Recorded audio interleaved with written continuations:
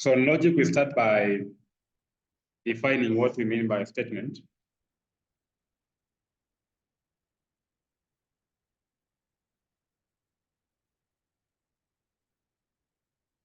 Statement or proposition.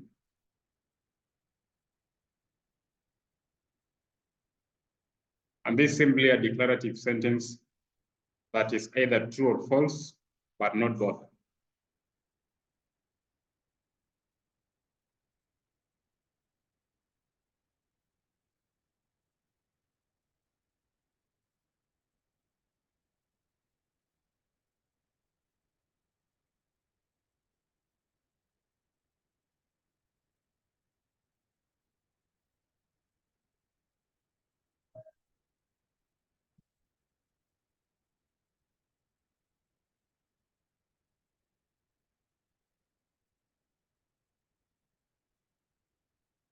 So the key term in this definition is that a statement is a declarative sentence,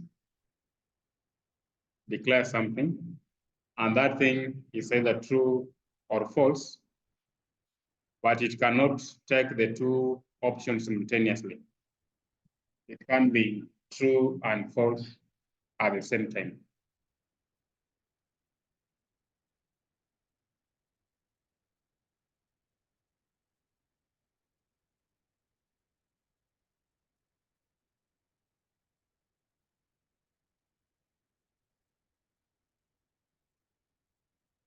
Are you now stable?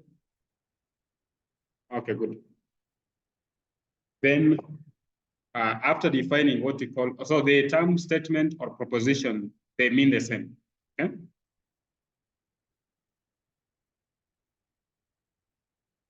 So note that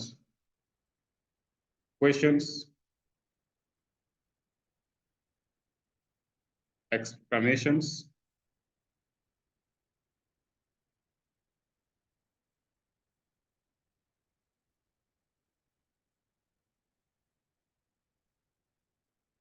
surprises,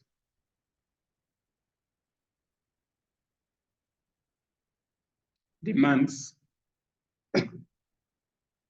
are not statements.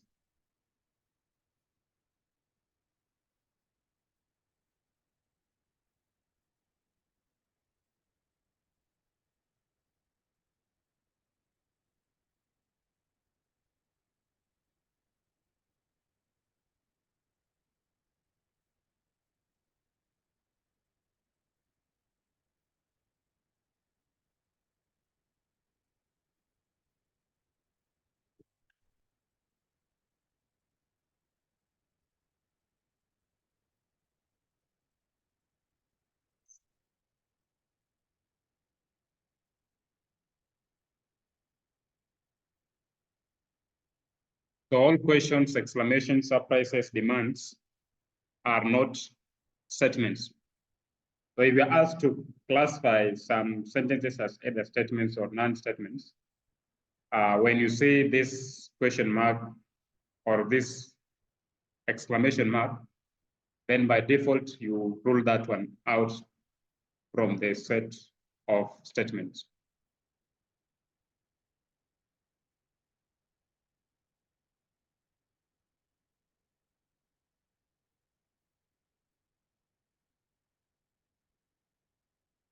So there's what we call truth value. So truth value is the truthness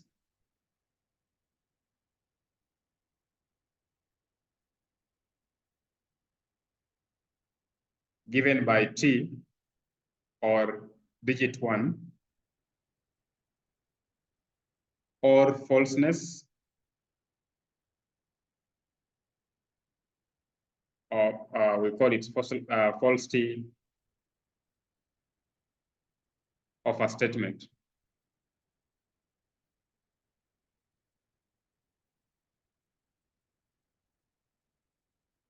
And this we denote by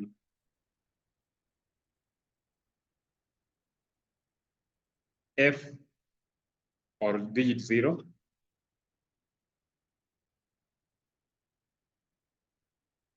of a statement.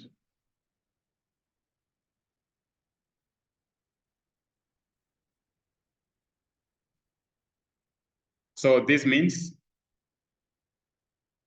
truth value of a statement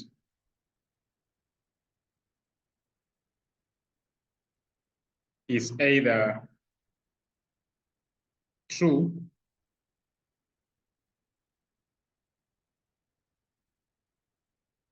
which is abbreviated by T or digit 1, or false, which is abbreviated by F or digit 0, but not both. So ensure that that must always be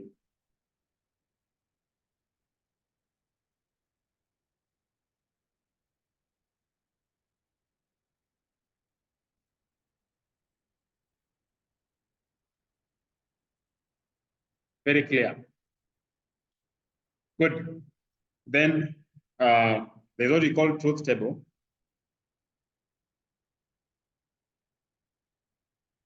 So truth table is a table that summarizes the truth values of statements.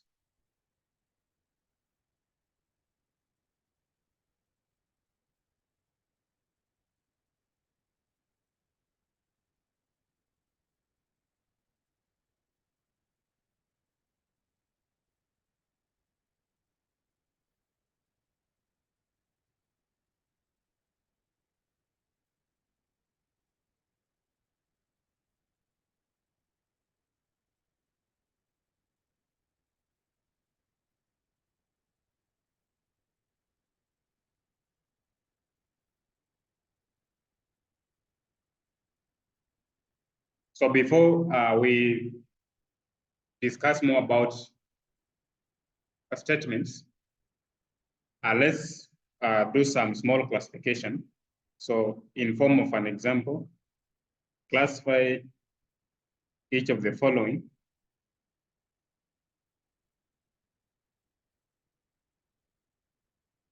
as statement or non-statement.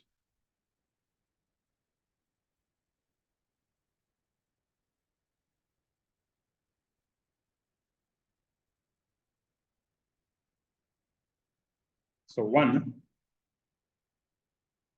8 plus 10 is 50.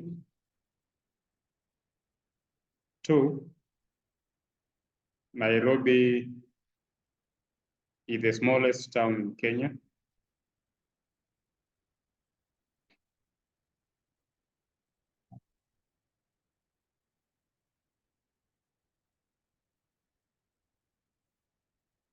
Number 3, give me that book.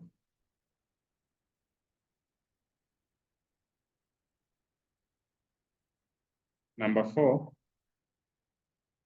how beautiful is this flower?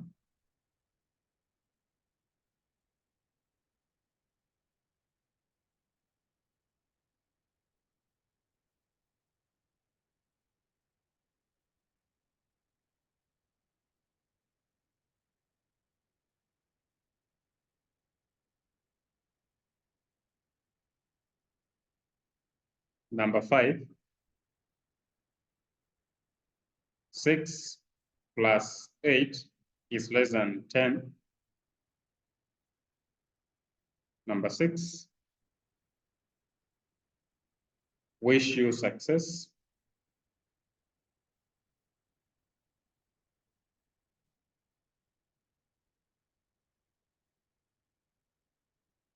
Number 7,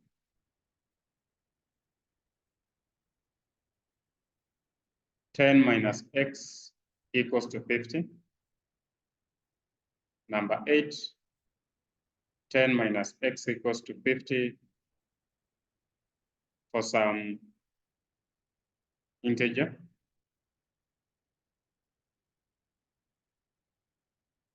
Number 9, or second last one, she lives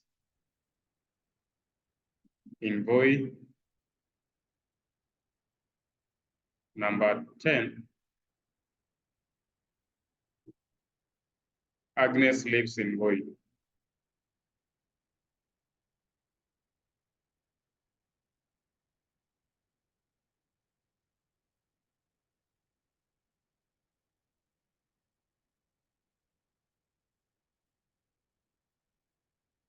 Or maybe we can even add number 11.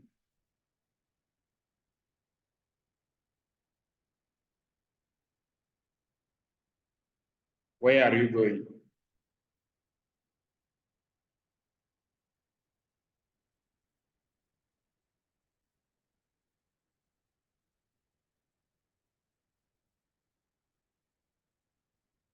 Then number 12,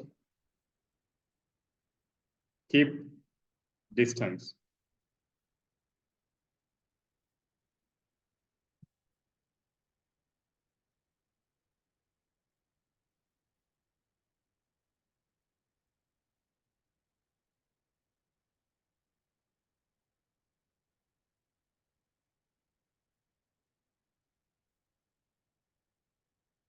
Good. So 1, is it a statement or not a statement? 8 plus 10 equals to 50.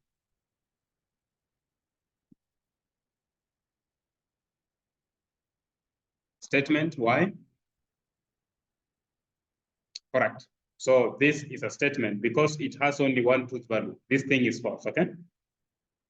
Yeah, so does not mean that when it is false, it's not a statement. So when it's false and the main always to be false, then it's a statement. Because we said a statement is a declarative sentence that can be classified as either being true or false, but not both. Okay? Good. So that's a statement. Nairobi, the smallest town in Kenya, is also a statement. Whose truth value is? Correct. Number 3, give me that book. Non-statement. Why?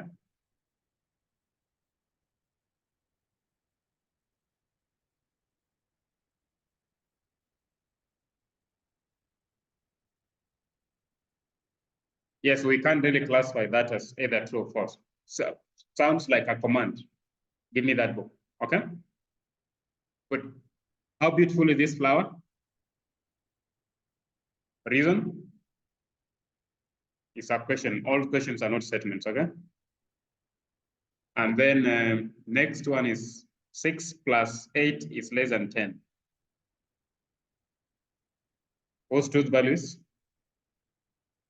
Correct. We issue success. This is non-statement. We can't really declare whether that is true or false. It's like an opinion which really cannot be classified as true or false. 10 minus x equals to 50.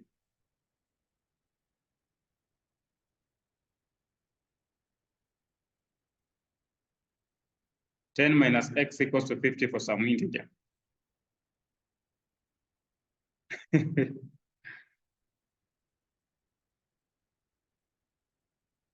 These are statements. Remember, the first one is not a statement because it's true. There's a generality that x can actually be fixed by anything. So we're not specific. So we really can't classify. We don't know whether x that is being referred to is an answer that will be make it true or false.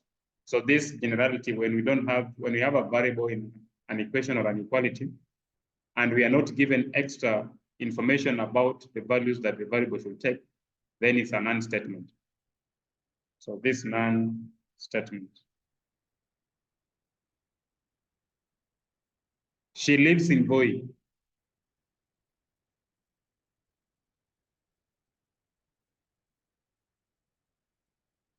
Agnes lives in Voi. So what is the difference between the two?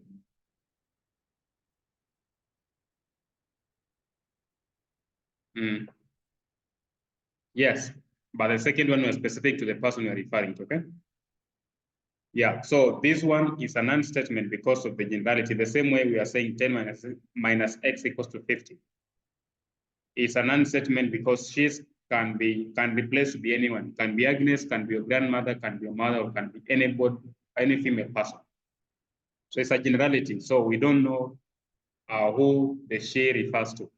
But now when you say Agnes lives in Boy, we are sure of the person we are referring to, okay? And then, where are you going?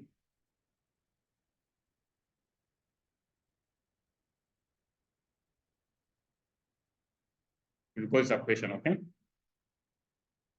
And lastly, keep distance and statement. Sounds like a command, okay? Yeah. So that's how we do the classification. Then note.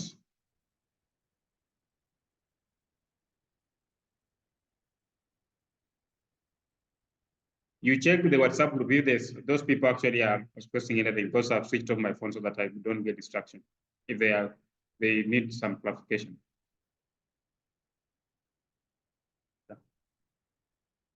Check and see.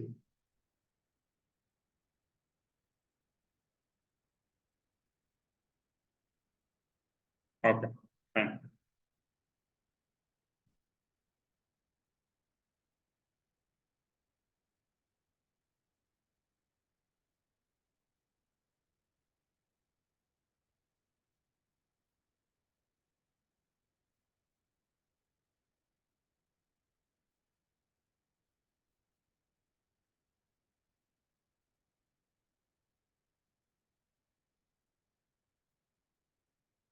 Good. Fine. No problem. So notes one, we usually use letters. They may be uppercase letters or lowercase letters to name statements. E.g., I'll say, for example, A is a statement 3 plus 4 is equals to 10. I can say B is a statement Nairobi is the smallest city in Kenya. And then I can say, for example, C, 3 plus 8 is greater than 4. Can say D. So you write the name you want to call your statement, then you put columns, then you write the statement. And we also care about punctuation. So ensure that your capital letters means to be capital. Where there's a full stop, you put a full stop. Where there is comma, you put a comma appropriately. And then say D, the statement, sugar process to decay.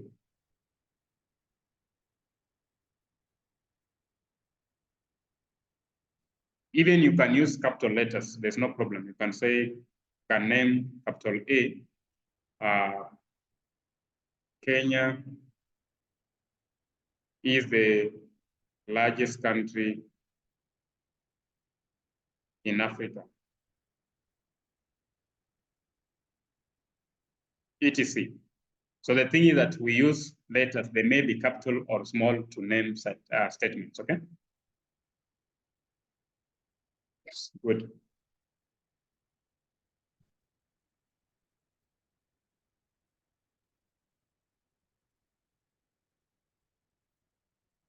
And then another thing that we need to take into consideration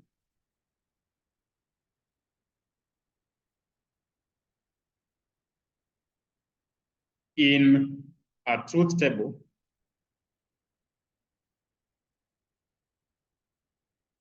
we have 2 raised to power n number of rows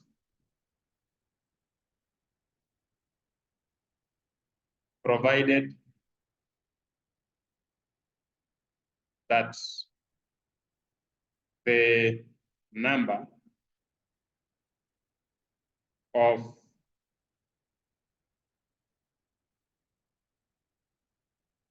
statements, of distinct statements under consideration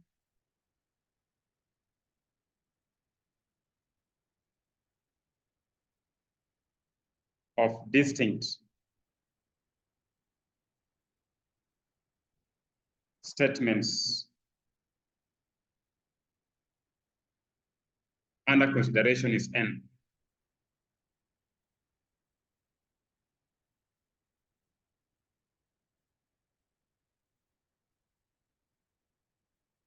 So the word distinct is very key here.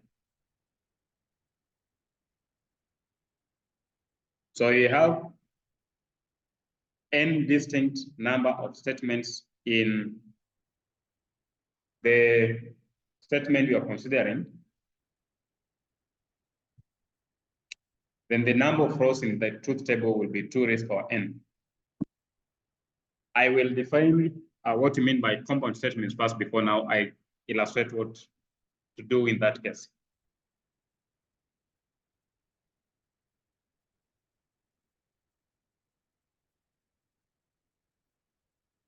And then note number 3, punctuation and grammar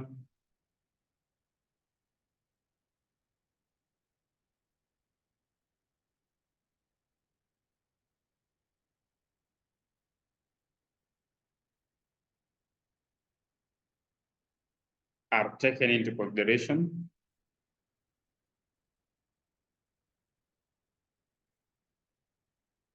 So put grammar in brackets and then you put it in quotes, but punctuation is a key thing into consideration. So reason as why I'm saying grammar is in quotes is because, as we'll see, when we are constructing some compound statements, they may not be grammatically correct, but depending on the operation we will be defining, the answers will still be true mathematically. But in terms of punctuation, where you are supposed to put a comma, where you are supposed to put a capital letter, and where you're supposed to put a full stop, those things are actually taken into consideration to the letter.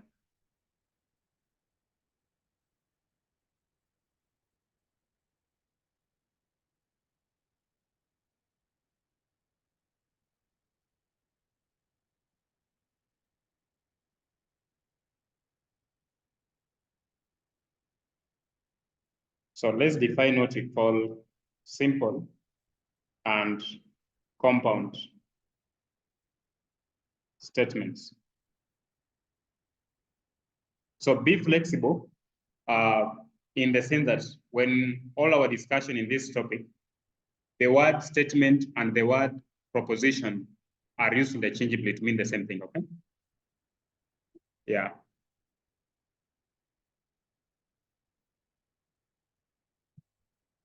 So any sentence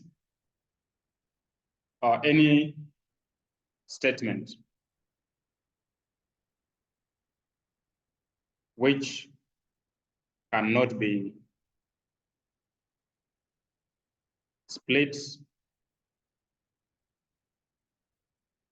into 2 or more other statements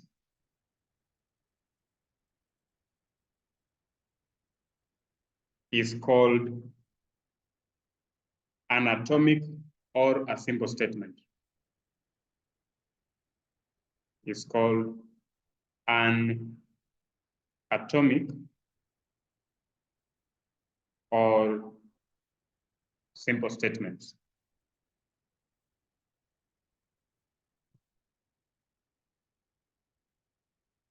Like all the previous example we have classified as statements, all of them are simple or all of them are simple statements or atomic statements.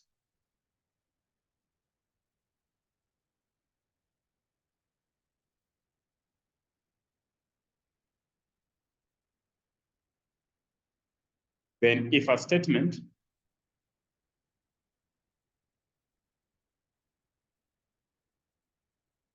is a combination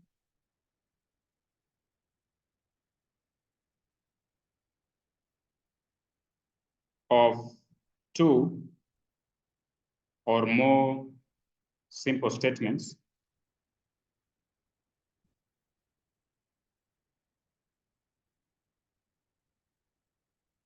then it is called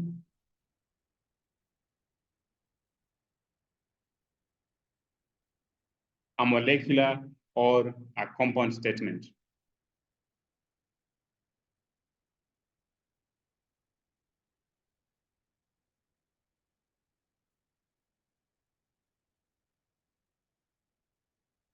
molecular or compound statement.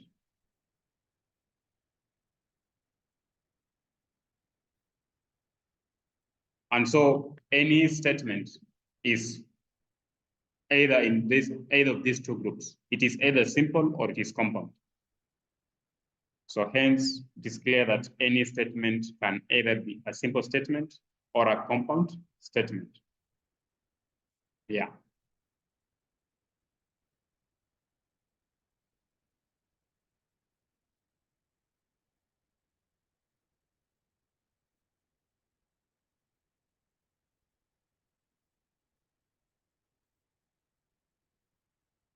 Am I too fast like yesterday? Okay, fine. Good. So, okay, fine. So let's define what we call logical connectives.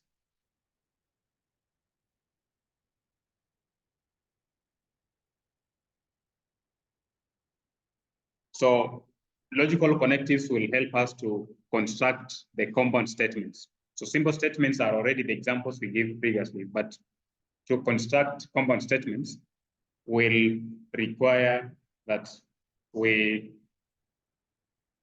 define logical connectives, or sometimes they are called logical operators.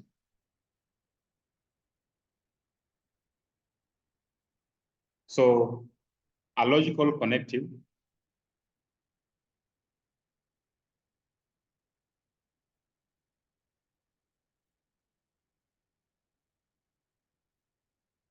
or logical operator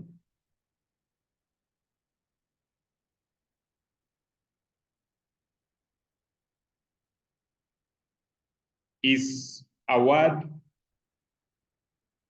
or a symbol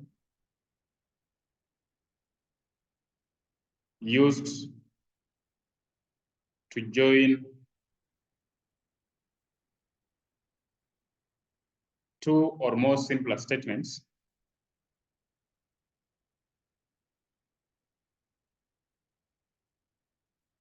two or more simple statements to form a compound statement.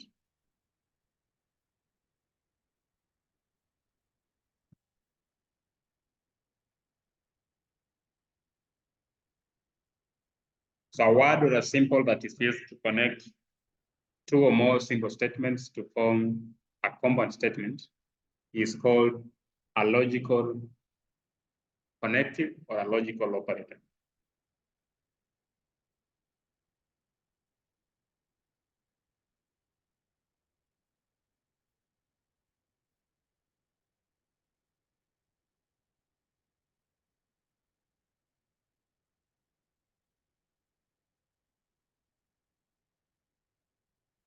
So examples of these logical connectives include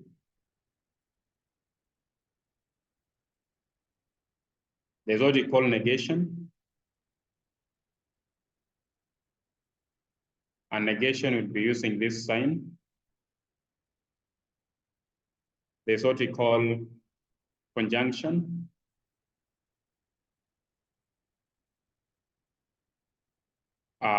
Conjunction will use this sign. There's what we call disjunction. We'll use this sign. There's what we call implication.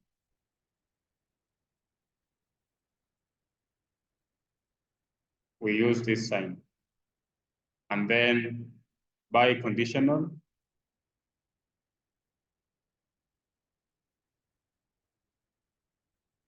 We use this sign. Yeah, so implication is the same as condition. So the word implication or conditional mean the same.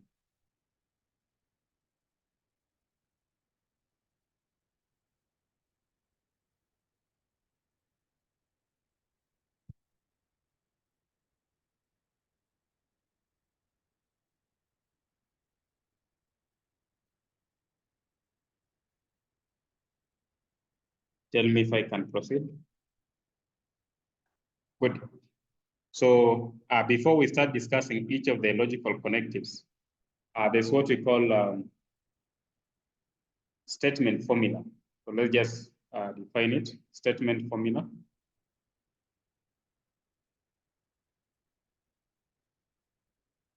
And statement formula is an expression involving one or more statements connected by some logical connectives. Is an expression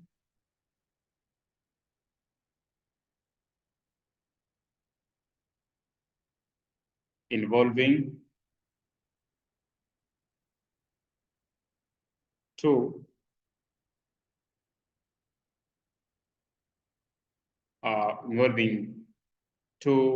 or more statements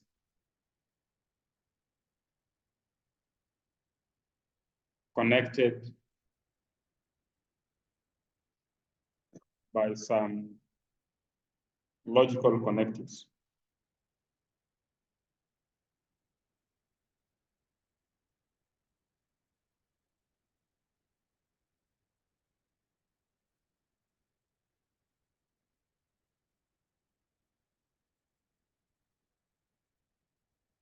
So before I start discussing each of those logical connectives, I want us to go back what we were saying that in note, was it number 3 or note number 2, that the number of rows in a truth table is given by 2 raised to power n, where n is the number of distinct statements. So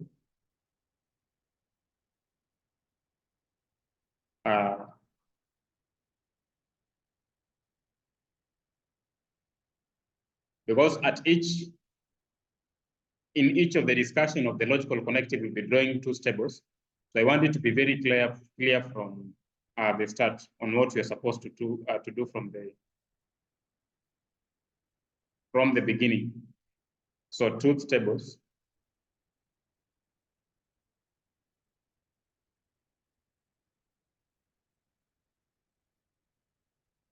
So assuming I have one statement,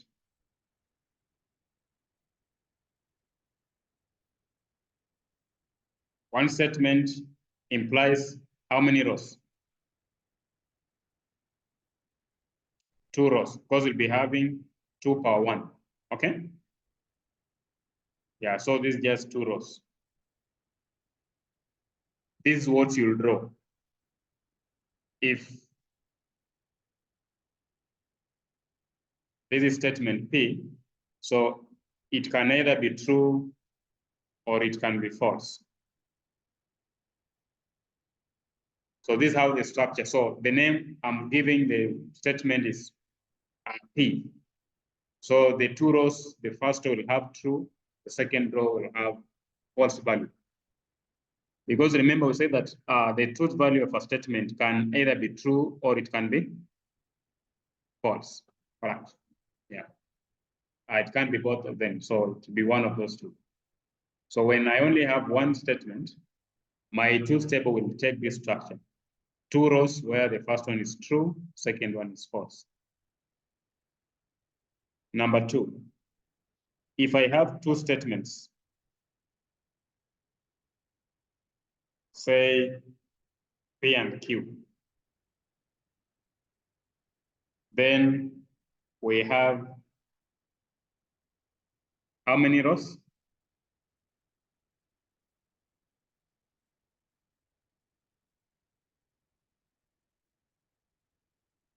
4, because this is 2 power 2, okay? Yeah, 4 rows. Okay? Yeah.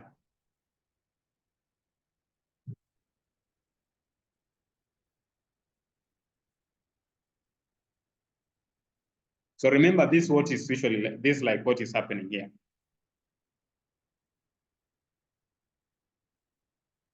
So a half of 4 is 2. So it's like I'll have true, false, two of them, and this false, two of them. Then each statement can either be true or false. Each statement can either be true or false. So when you are drawing the truth table, you'll have your P here and then your Q here. So the first two spaces you write double true, followed by double false.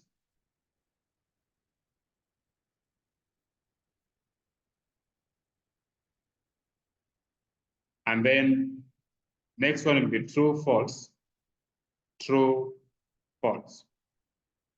So generally, when you have two different statements, that is how your base values of truth table look like.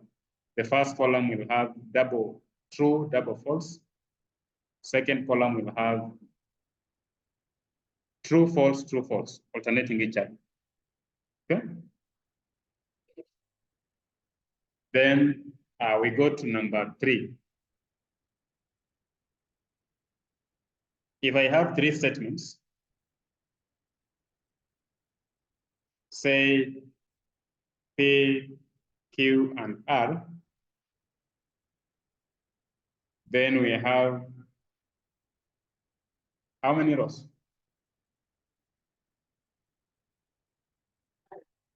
Why 9?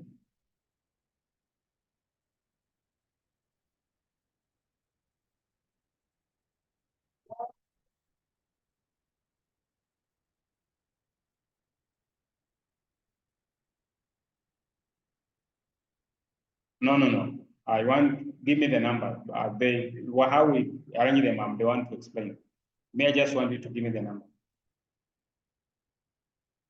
About arrangement, I'll explain.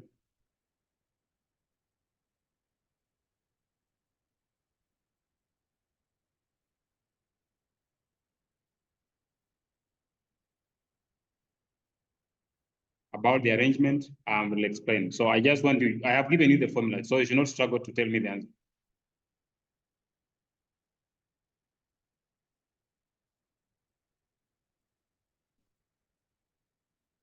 Don't think, use the formula.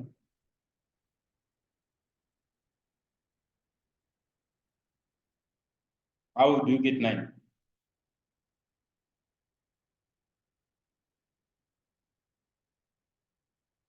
How are you getting 9? Don't tell me you are thinking. I have given you the formula.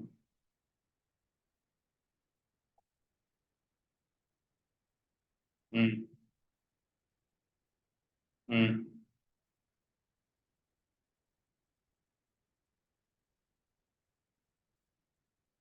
What raised to power 3?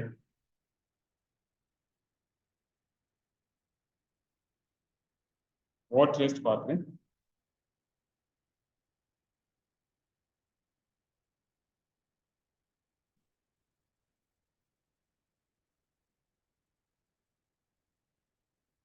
Just read what you have written in terms of how many rows are supposed to be in a truth table. Then you should be able to get them without struggle.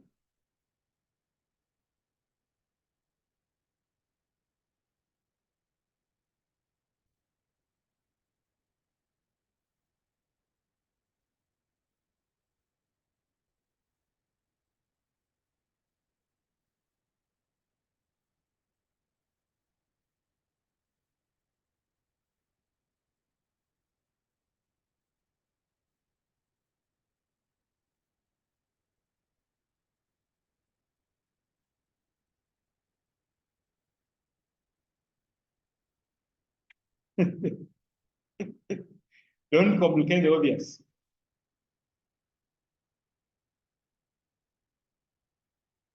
Did you write this? This note number 2? Or I was too fast, you are not able to write this. So what does it say?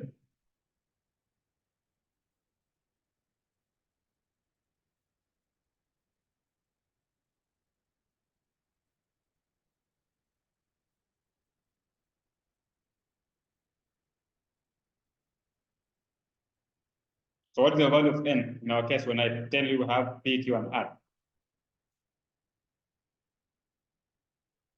So 2 raised to power 3, do you get 9? You are performing miracles. Huh? So 2 power 3. Okay, so 2 power, so it's not 3 power 2, it is 2 power 3. I know where you are getting the 9. You are saying 3 power 2. So 2 power 3 is 6, 8. 8, correct. So 8 rows. Okay. So then now this is how you know how to draw the 8 rows. So just that number is 8, okay? Remember, a statement can actually, there are only 2 options. It can either be true or it can be.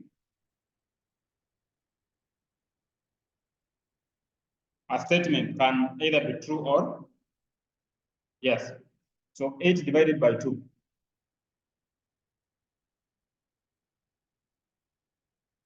4. So we have 4 truths, 4 false. Okay? That is for the first statement. The first column for P, you'll have 4 truths following each other, followed by 4 false following each other. Total, there are 8. Okay? Then, next, this is 4. When you divide 4 by 2, so we'll have 2 truths, 2 false.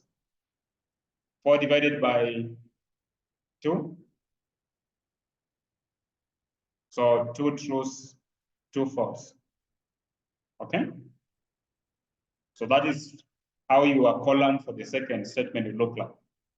Double true, double false, double true, double false. Okay? Then next, 2 divided by 2. 1. So either true or false. This will be true or false. This will be true or false. This will be true or false. Okay? Yeah, so then now in the table, this is how your structure will be. So 1, 2, 3, 4, 5, 6, 7, and 8.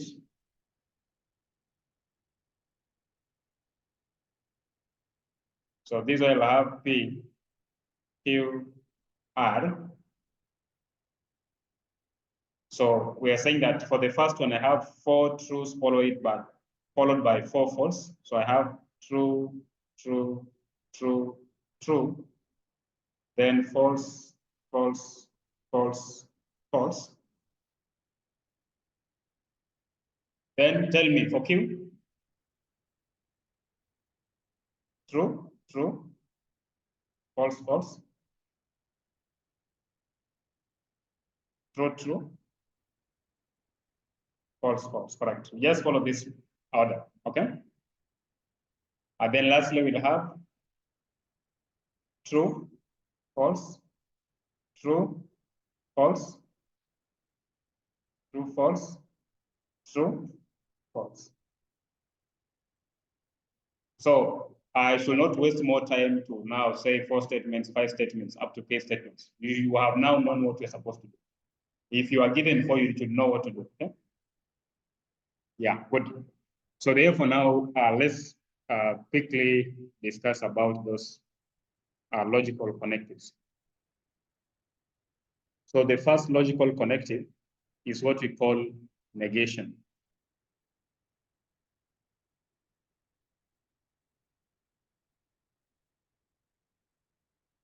So we define negation by,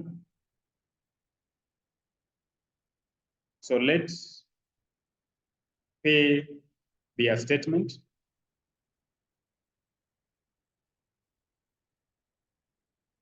Let P be a statement.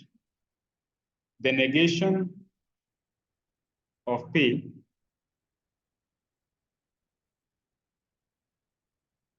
is a statement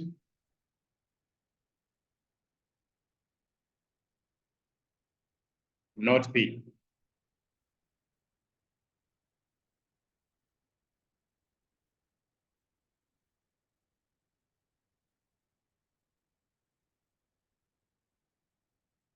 So the negation of statement P is a statement not P,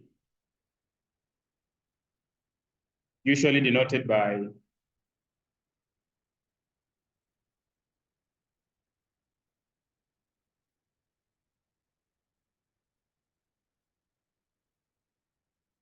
this tilde sign, or you use this, or we write this.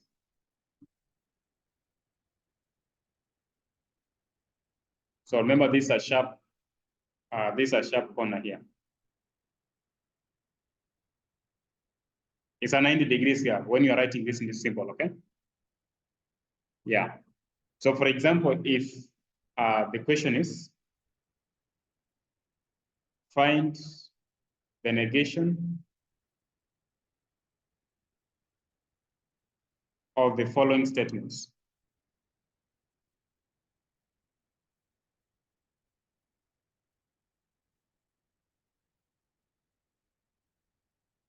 So I say statement A is, it is raining.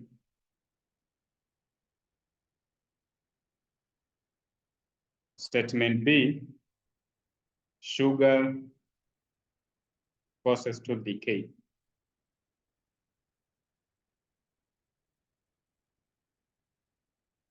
And say C, all dogs are black.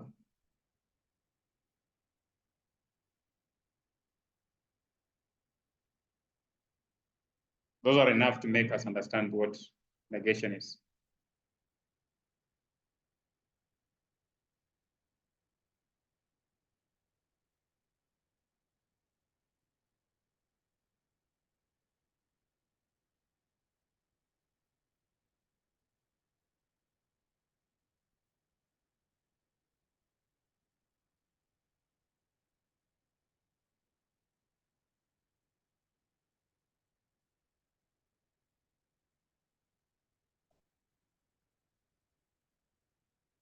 So the negation of the statement, it is raining, will be denoted by this sign.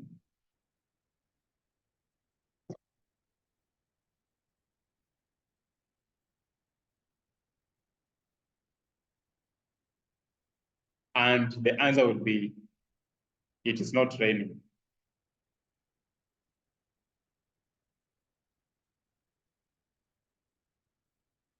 So that's the negation of statement A. Negation of B will be sugar does not cause tooth decay.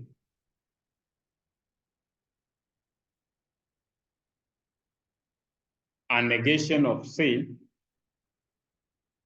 is all dogs are not black.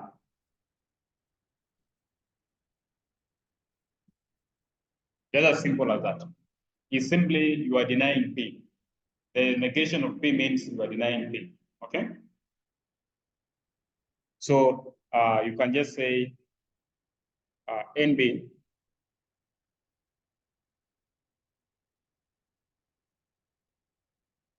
negation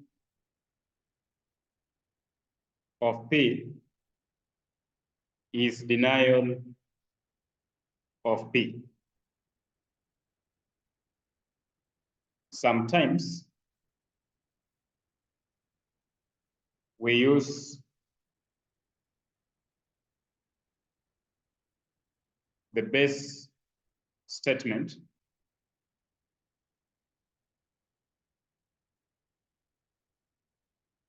it is not the case that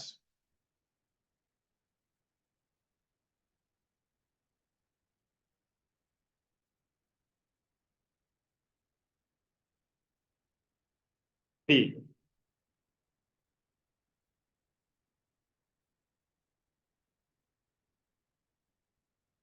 to negate P.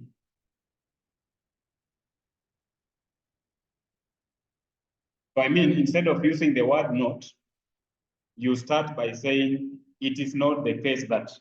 and then you write the statement P the way it is.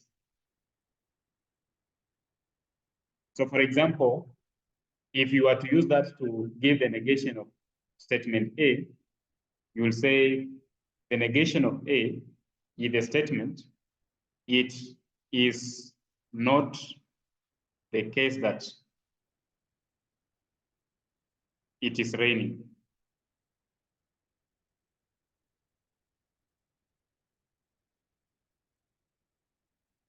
It is not the case that it is raining. It's the same thing as saying it is not raining.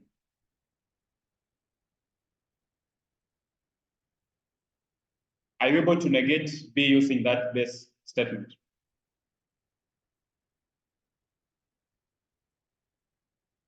It is?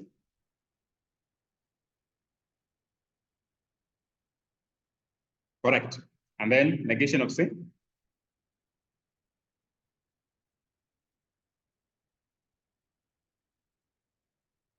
Correct. So know the difference. I know you have done a lot of studies in English and you have a lot of vocabularies. But what I encourage students is that don't be so creative. Just follow the instruction and the definitions. You make your life very easy. Don't try to paraphrase the expression and by the end of the day you complicate it. So we are saying that to negate a statement P, there are two ways. You will say, you will use the word not P, or you start by this base statement, it is not the case that, and then you write the whole sentence given in P. So it will be wrong for you to say, it is not the case that all dogs are not black. So that one is not the correct answer to negation of C. You don't use the word not, and it is not the case that in the same sentence. If you decide to start by, it is not the case that, stick to that. If you decide to use just the word not, then also stick to that, okay? Good. Now, let's see. If you say sugar causes tooth decay, what is the truth value of that statement?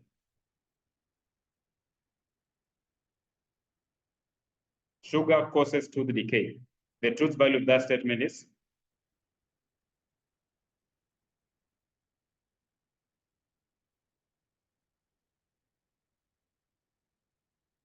Remember, when someone asks you truth value, your response will be either true, which is given by T, or you can use digit 1, or your answer will be false, which is given by F or digit 0.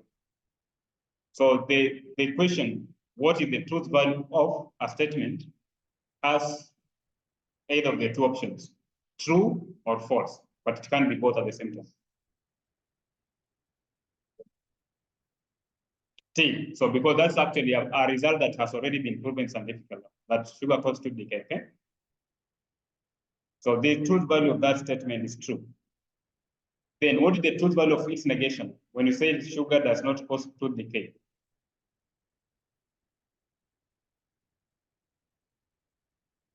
False. So you can put F or 0. Then when the statement, all dogs are black, is it always true or it's always false? It's false, because some dogs are not black, okay? So the truth value here is F. When you say all dogs are not black,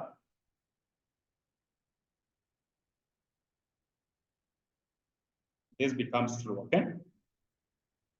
In general, when the truth value of a statement is true, its negation must always be. When the truth value of a statement is true, what is the truth value of its negation? Just from these two examples we have made.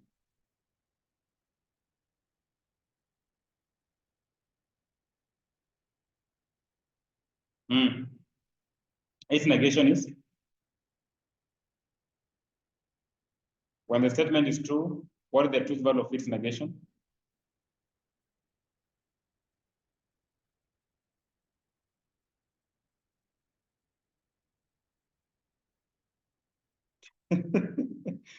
I've heard what you have said, even if it's dropped. Okay, please remember, I'm saying don't be so creative. The word false and wrong are not the same. So don't say you say when the truth value of a statement is true, its negation is false. Don't say its negation is wrong. No, that's not. there's nothing like the truth value being wrong. Truth value can either be true or it can be false. And not both, but don't use other term to describe truth value. And then when the truth value of a statement is false, its negation is true. And that is always true in general. So truth table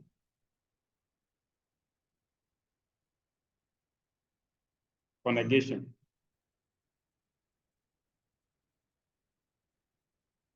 So you will have statement P and statement not P. How many rows will this table have?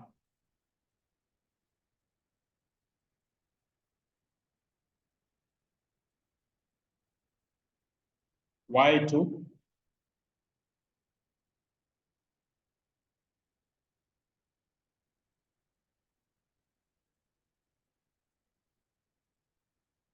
I don't know.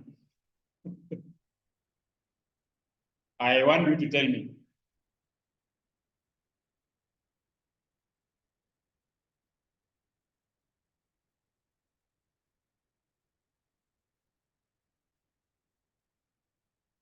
How many rows? 4. Because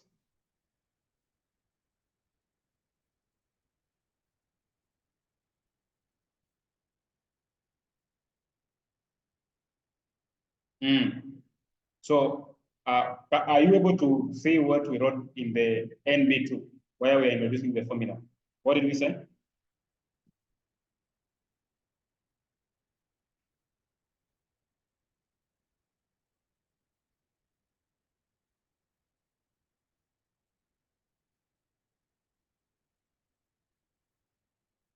So note, just to make your life easier, it should be very clear from you that what we refer to as distinct statements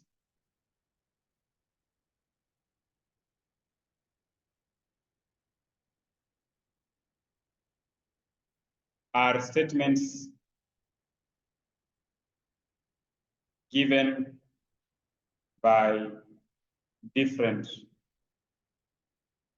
letters. So remember the letter, when you write P, its negation, when you are denoting in simple form, you don't create a new letter. It just be T, but you're putting this sign. It should be just the same P, but you're putting this sign. So it doesn't make it new. It's the same letter P being used, okay?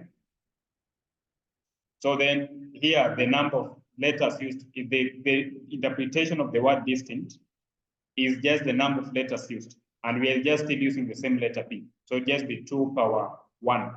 So to be 2, okay? Yeah. So with the interpretation of the distinct that we'll use as your n number means the number of different letters used in the statement.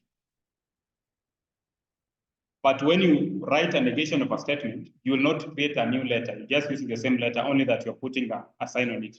So that one is not interpreted as distinct, okay? Yeah, so they just be 2 rows. So P can either be true or it can be false. So when P is true, negation of P will have which truth value? False, correct. And when P is false, truth value of not P, true. So this will be the solution to that. I hope things are making sense. We have not started confusing you. Good. Let's go to the second logical connecting. Is what is called conjunction.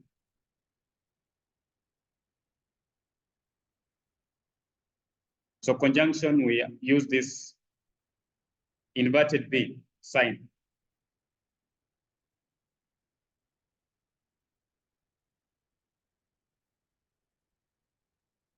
So that's what we use for conjunction. So to define it, we say, let P and Q be two statements.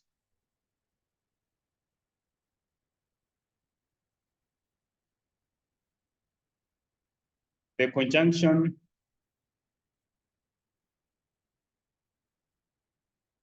of P and Q is the statement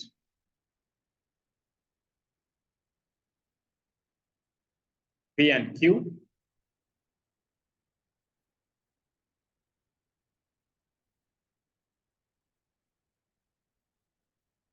usually denoted by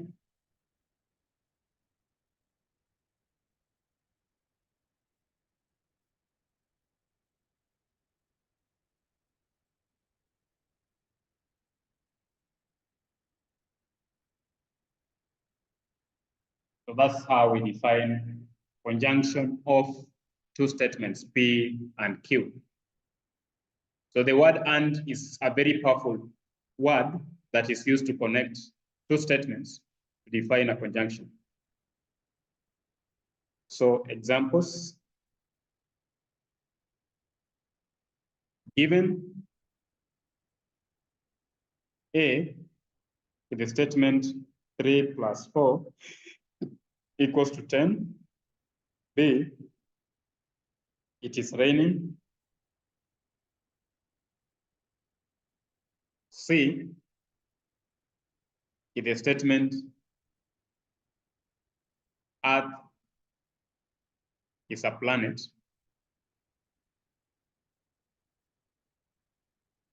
find this statement,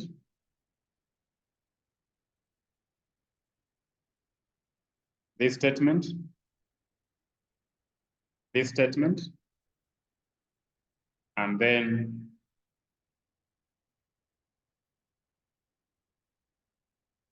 this statement. So as usual, I'll do the first one, and then I expect you to get the answer to the next 3 problems.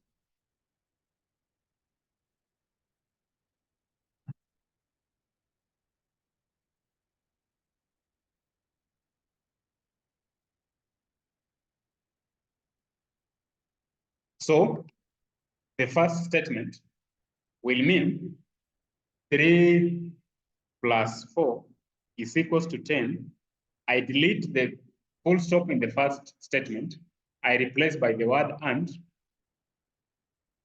Then I write the second statement.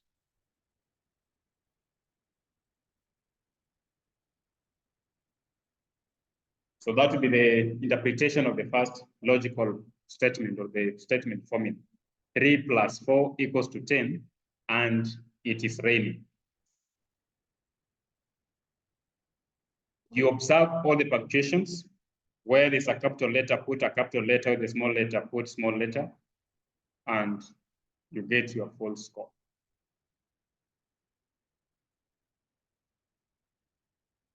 So similarly, can you get the conjunction of B and C? The statement will be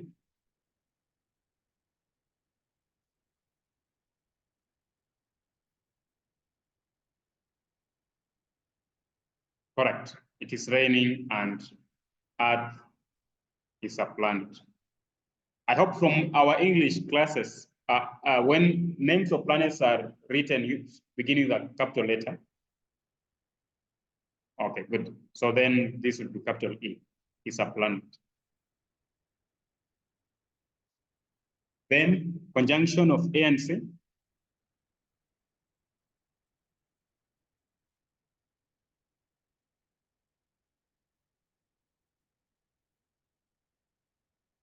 Correct, and Earth is a planet. You follow order correctly, do correct punctuation, use the correct logical connective. then you get the answer. Lastly,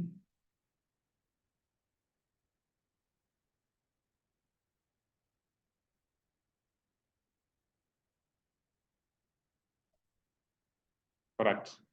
3 plus 4 is equals to 10. What is a full stop? Put full stop correctly, and then you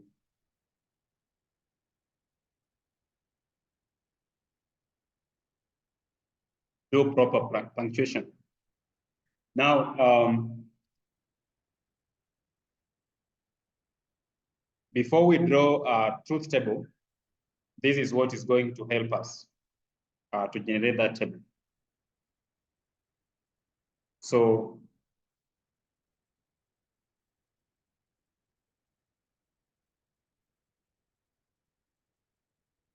consider the statement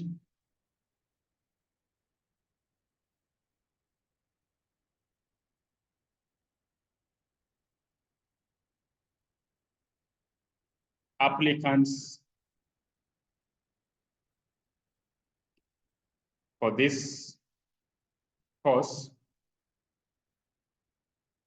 must have, or even if they use the word should have, must have a C plus in mathematics and a mini grade of B in KCSE.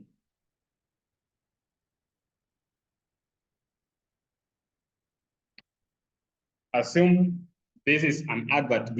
This is what is given by the groups to do a certain course at the university level, that applicants for this course should or must have a C plus in mathematics and a mini grade of B in KCSE.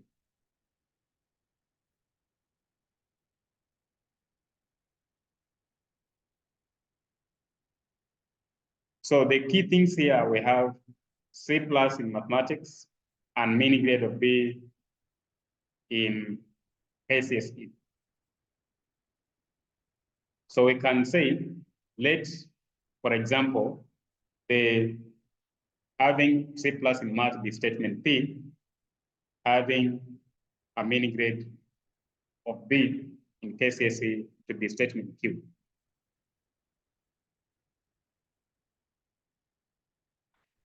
So let's draw the table here. So P and Q, then P and Q. So how many rows will this table have? 4. That one we are sure, 2 power 2, okay? So I have 1, 2, 3, then 4.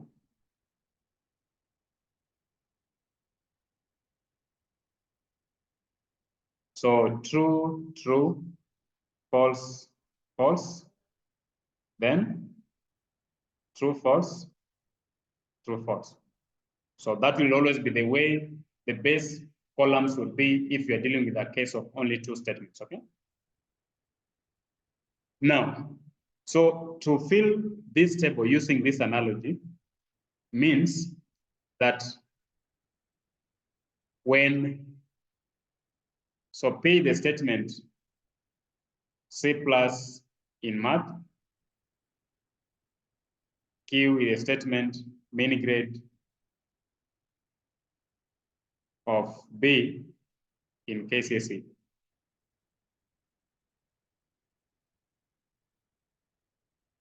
So what this analogy means with respect to this table is that in this column for P, when we have T value, it means that this student has a C plus in math, okay? And then false will mean does not have a C plus in math, okay? Yeah, correct. Then T in column Q will mean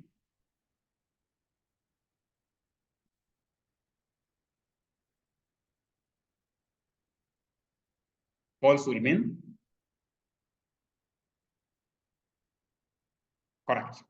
So then now our final answers in the conjunction of P and Q will be, we put true if the student qualifies for the course, and we put false if the student doesn't qualify. Okay? Yeah.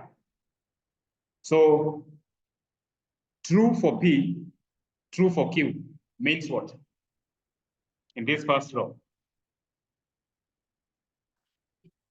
Yes.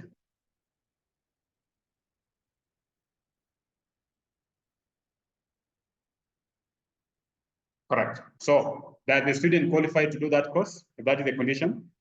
Yeah. So then you put a true here. Okay? Second column means what?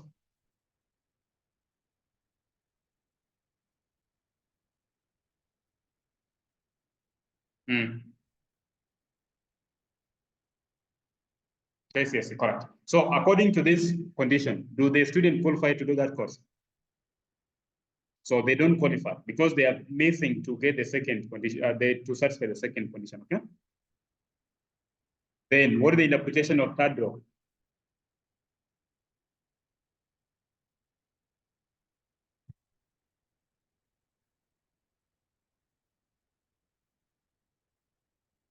Do they qualify to do that course? They don't qualify because one is missing, so we put an F. Last row means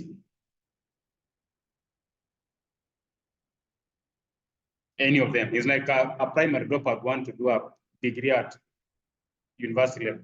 That's not possible, okay? So that is how we generate a truth table for conjunction. And then we can make a summary out of this note. The conjunction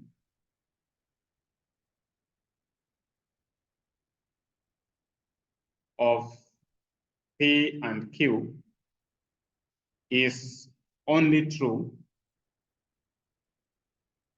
when both P and Q are true. Otherwise, it is false. In simple terms, we say the conjunction of two statements is only true when both of them are true. Otherwise, false, okay? Yeah. Then let's define the next one, then I'll give you a small break, then we come to finish. Okay? Yeah. So C, disjunction.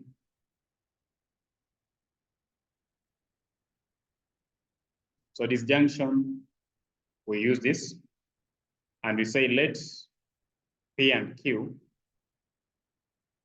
be two statements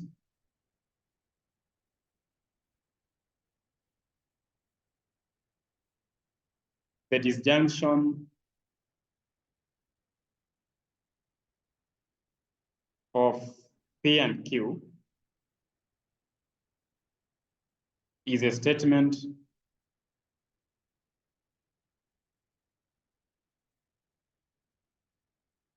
P or Q, usually denoted by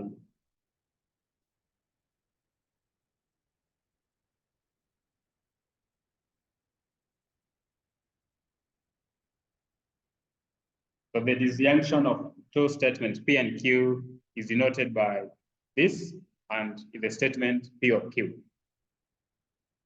So this is the definition. So actually, the key word is or to define disjunction. So examples,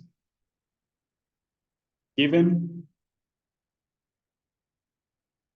A is a statement, 2 is a prime number,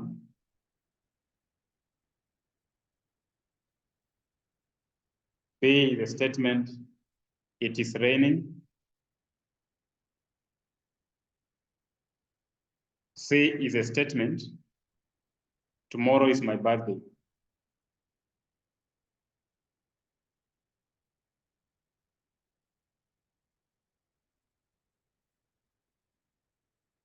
So find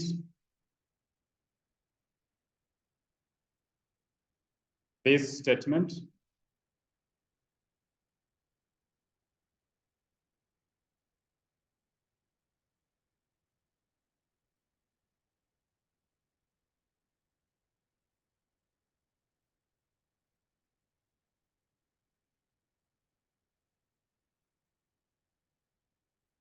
I know how strong you are. Now that I gave you the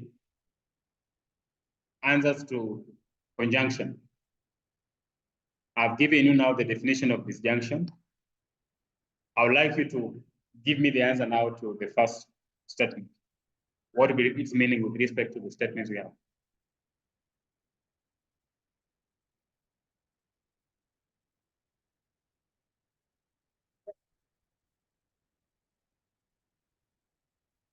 Correct.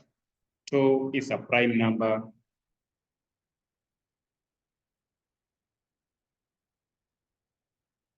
Or it is raining.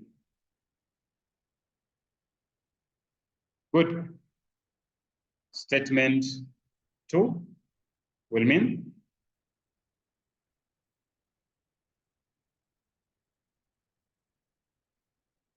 it is raining or tomorrow is my birthday. That's why when we started, I put the grammar in quotes because sometimes things you write may not be making sense in English. Like when you say, it is raining and tomorrow is your birthday, there's no connection about the two things. But our case, we don't care. What we care is the definition of the disjunction, okay? And you do proper punctuation. And then next,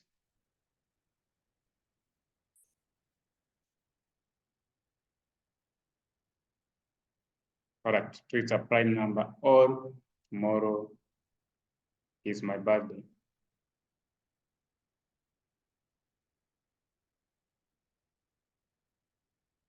Lastly,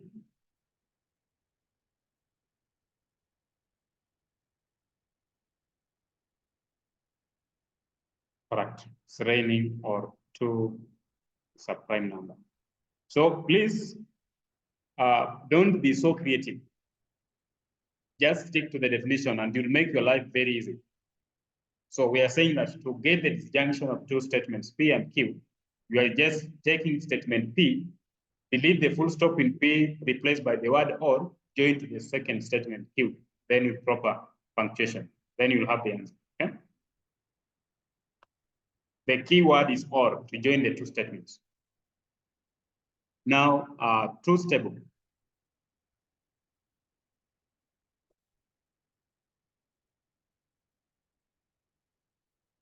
So how many rows will I have?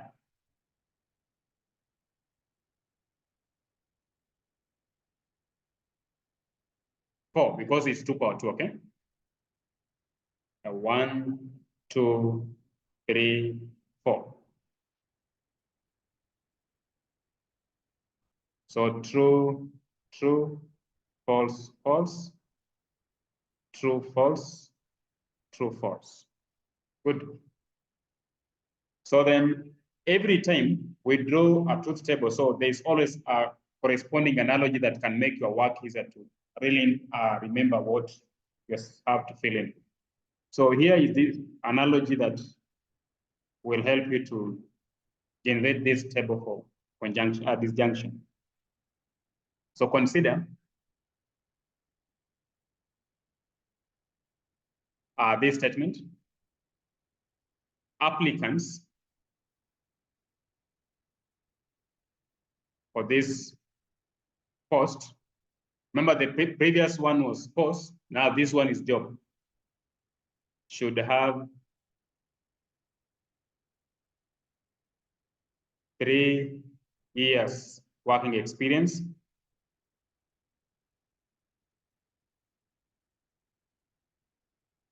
or a first class honors.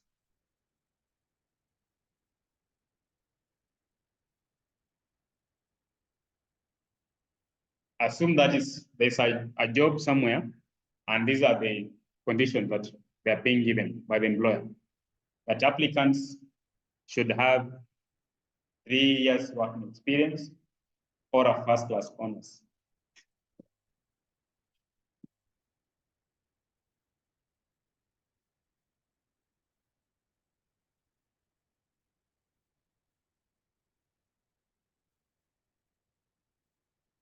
So what are the key ingredients in this advert?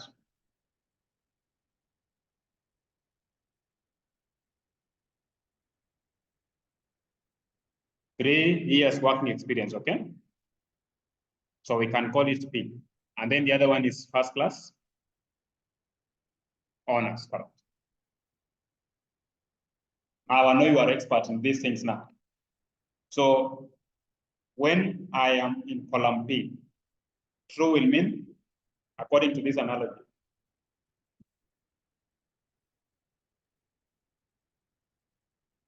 so true in column P will mean the applicant has 3 years working experience. And then false in column P will mean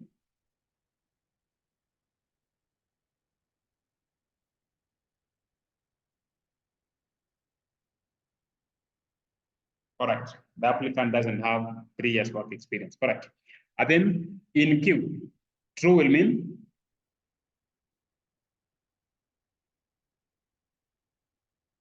and then false will mean good.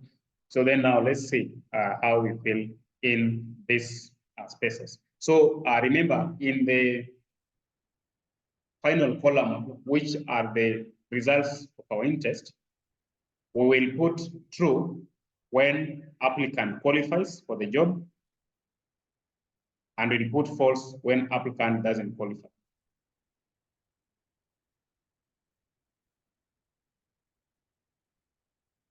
So what is the interpretation of the first row in this table?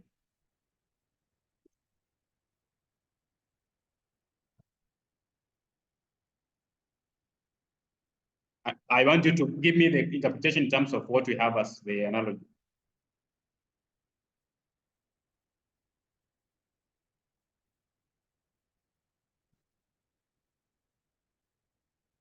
Mm. So do they qualify for that job? That is like they are even more qualified. Eh? Those are the people that maybe probably they are most suitable for that job. Good. So we put T. Then second line will mean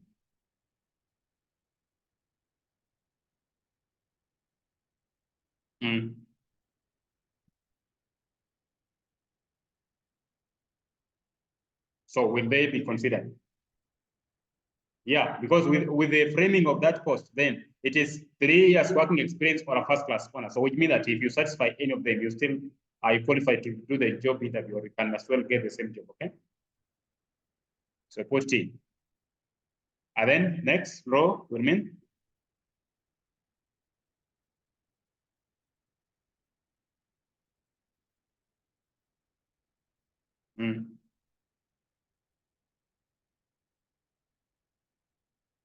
do they qualify for that job? They qualify because they're satisfying one of the conditions, correct? Then lastly,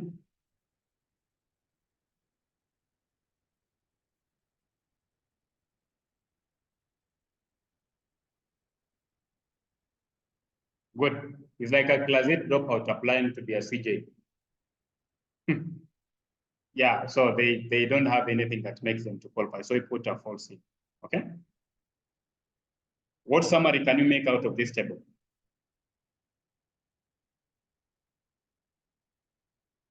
In general, you can simply say the disjunction of two statements P and Q will always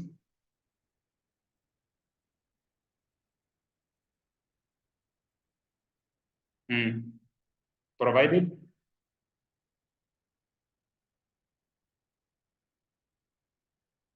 will be true provided you any of the two statements has a truth value of T or T. So it will only give you false when everything is false, okay? So you can say the disjunction of P and Q is only false when both P and Q are false, otherwise it is true.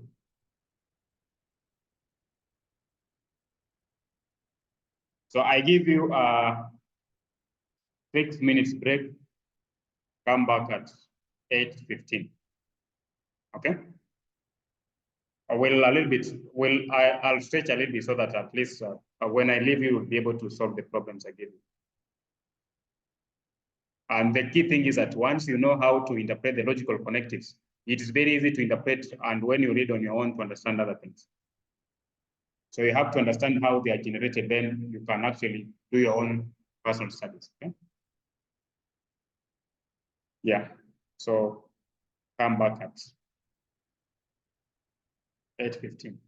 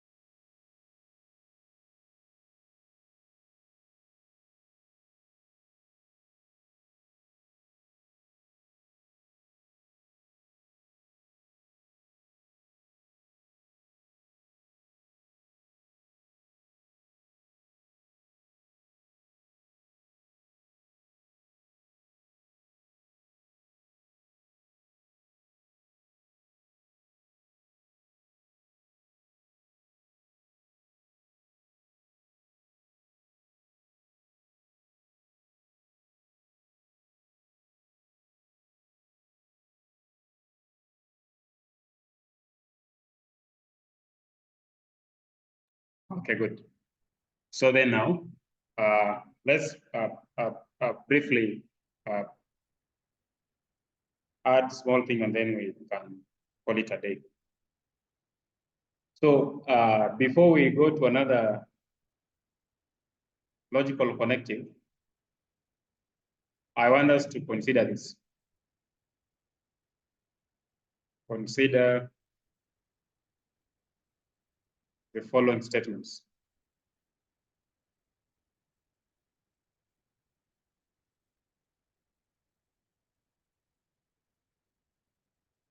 So the first one, tomorrow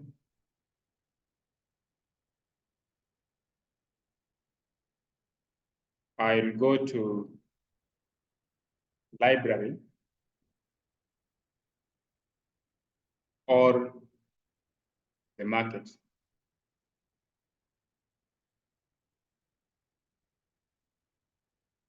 B, applicants for this post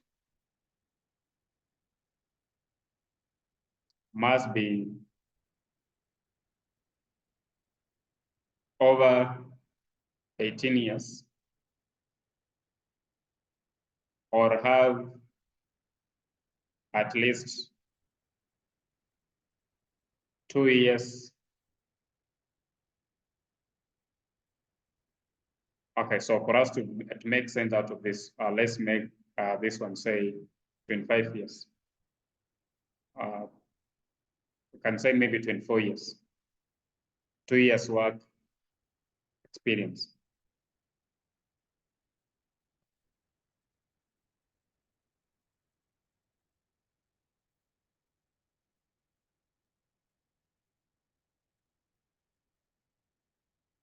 So I give you, you write and then tell me what is your understanding of the two statements. Do they have the same meaning or there's some variation in the deeper understanding of each of the two statements?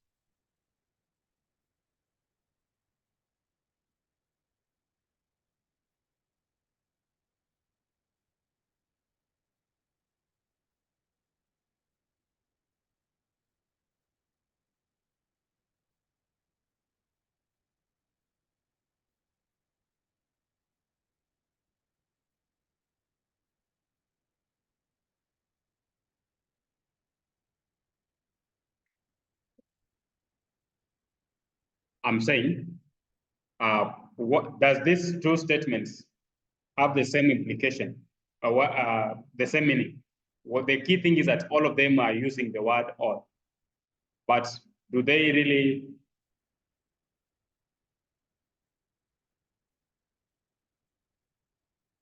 all mean the same?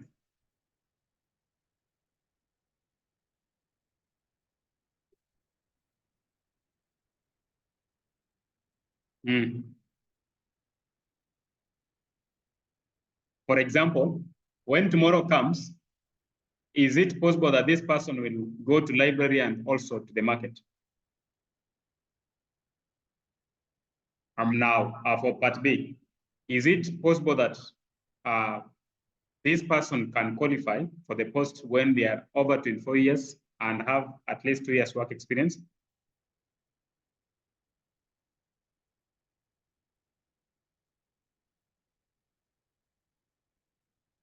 Yeah.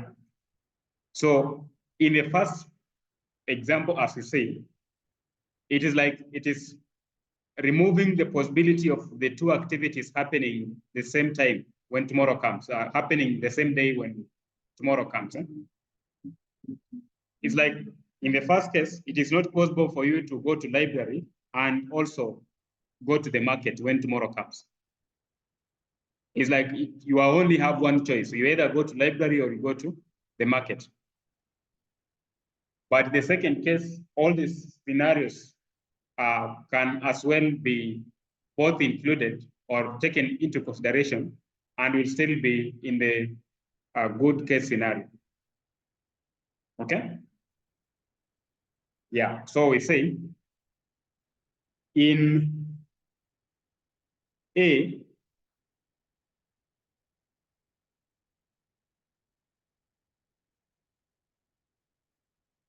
seems to suggest, or A seems to suggest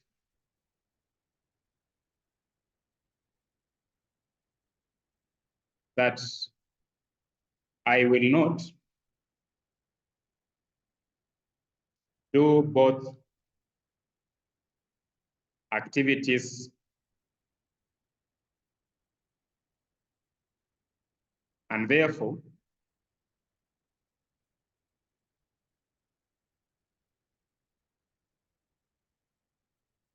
doing one activity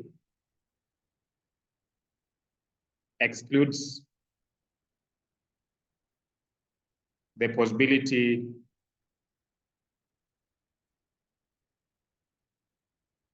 of doing the other activity.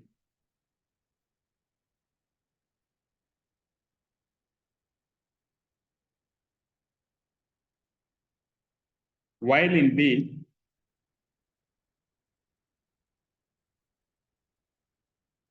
suggests that applicants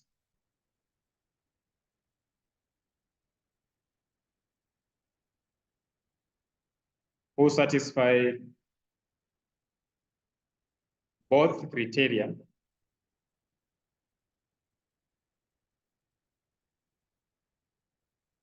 will be considered.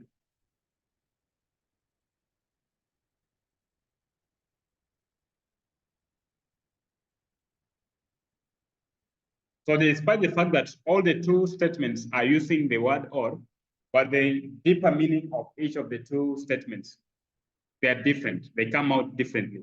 In case A does not allow all the things to be taken into consideration, case B allows all the activities or all the scenarios to be taken into consideration. So therefore, the word or has two senses. There is an inclusive aspect, and there is what we call exclusive aspect.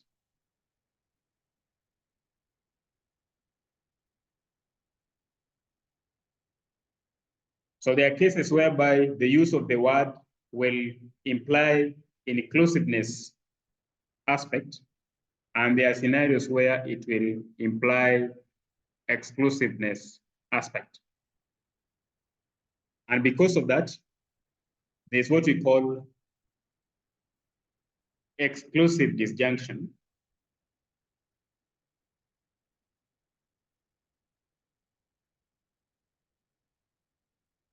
And there's what we call inclusive disjunction. So here we abbreviate by writing this or writing this. Here, we just use the notation we gave earlier on. So disjunction can be classified into two: exclusive disjunction and inclusive disjunction. And when the distinction is not given exclusively, then by saying disjunction, you refer to inclusive aspect. When we say of disjunction without specifying whether it is inclusive or exclusive by giving examples, then by default, we mean this second part, okay? Yeah, and so let me define this. So let P and Q be two statements. So the meaning of inclusive disjunction is what we just have given as disjunction. So that's why I'm not defining that, okay? Yeah, so be two statements.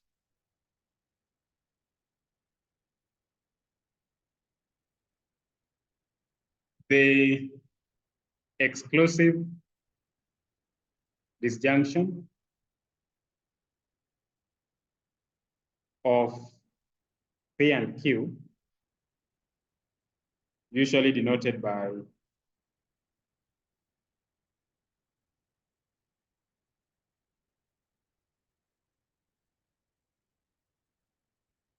P Q, or we denote it as P Q, is the statement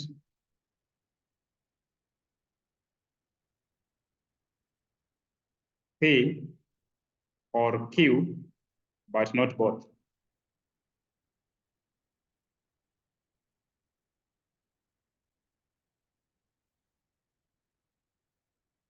So that's how we define the exclusive disjunction of P and Q. P or Q, but not both. So because there are a few examples which will give out the clear distinction between the inclusive disjunction and explosive disjunction, to make things clearer, we add this term, but not both, just to ensure that we are making the difference between the inclusive and the exclusive aspect. So for example, if A is 3 plus 4 equals to 10, and B, the statement, it is raining, and say C, the statement, 7 is a prime number,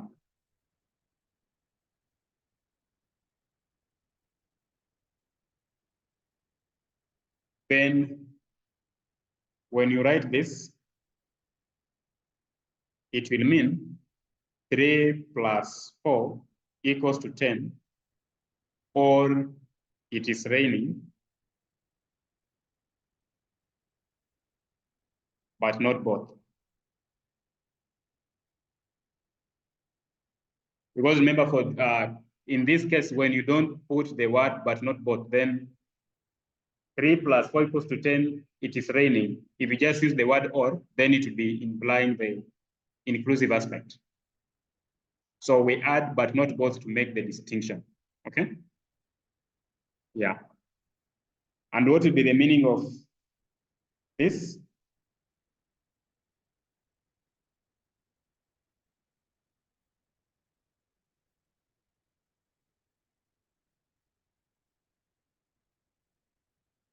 Yeah, so if you don't add but not both, then it will not actually distinguish between the inclusive disjunction and the exclusive disjunction. So 3 plus 4 equals to 10, or 7 is a prime number, but not both. So that's really what we do for exclusive disjunction. So the truth table for this,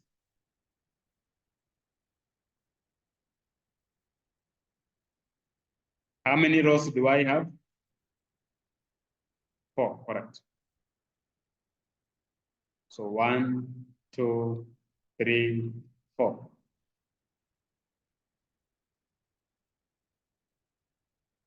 So I have true, true, false, false, true, false, true, false.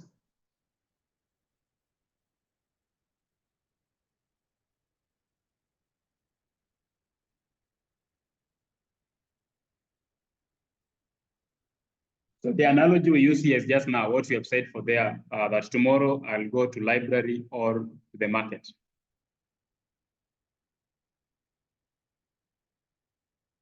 So the analogy, maybe I can just write here.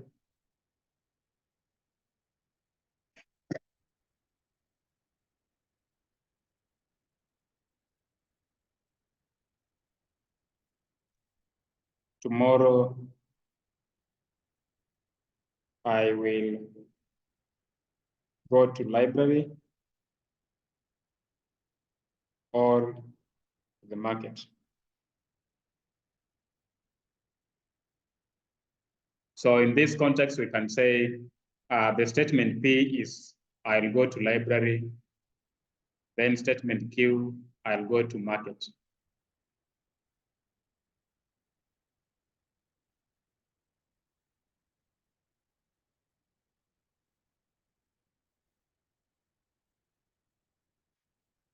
So then the answer we give here will put true when it is possible for the scenario, and we put false when it is impossible for the scenario.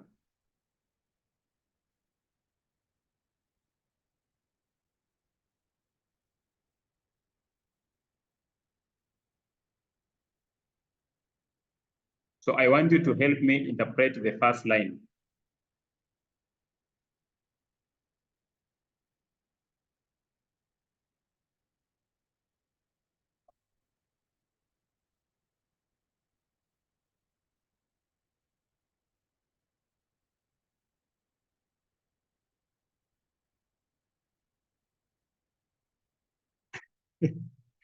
Okay, just forget the answer. Just tell me what the line means. When you tell me what the line means, actually, you'll even know the answer yourself.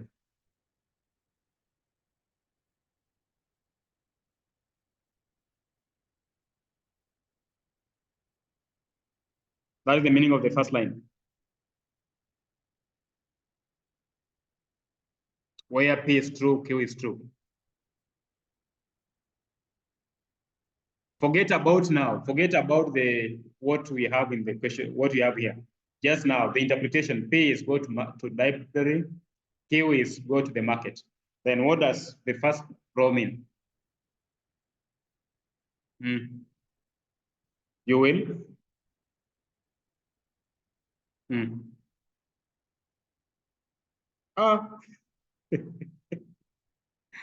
So you are negating also, but you see Q is true here.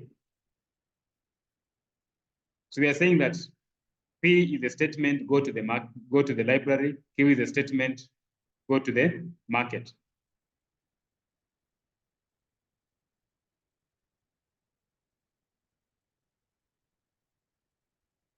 Okay.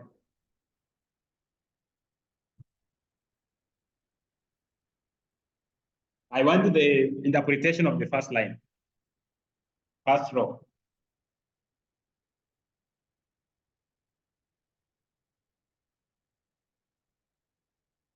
The interpretation of this first row so that we know what to fill in this case.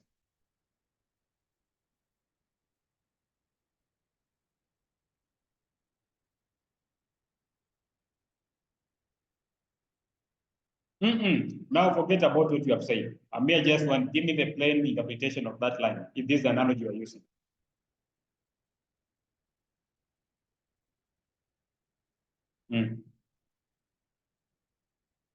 So is it possible according to that statement?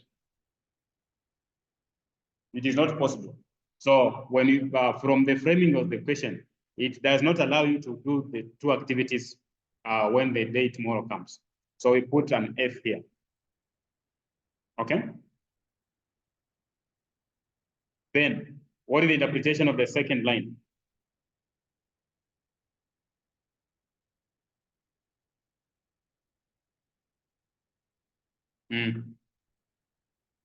Does it make it a possibility according to all that statement? Yeah, so this will be true. Third line.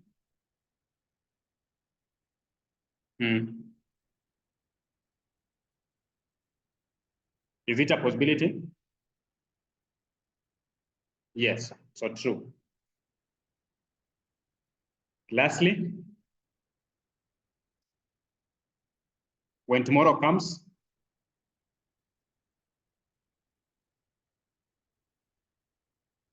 so when you are framing that the whole statement, then it means that tomorrow comes, you do an activity. You cannot fail to do all of them, okay? So the answer becomes false here, okay? So what summary can you make out of that? For the exclusive disjunction,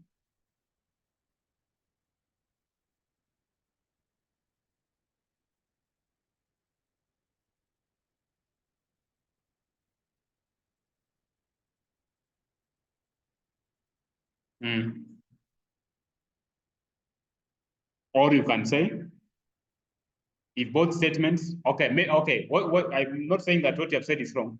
I'm saying if I was to say, for exclusive disjunction, if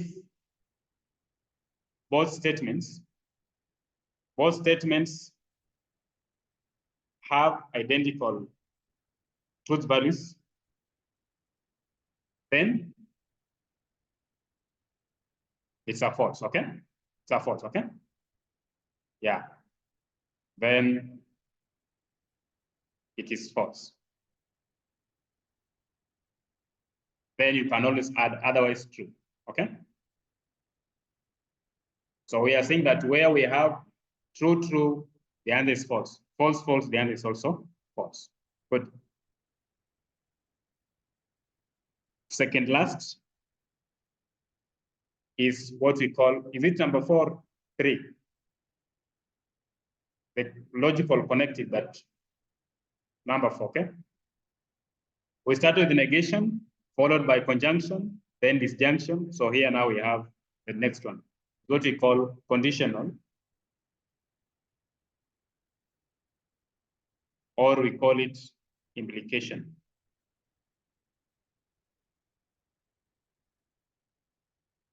So conditional or implication mean the same.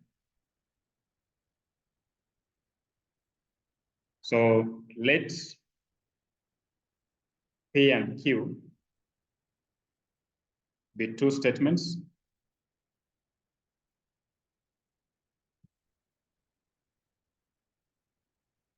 The conditional or implication of P and Q is a statement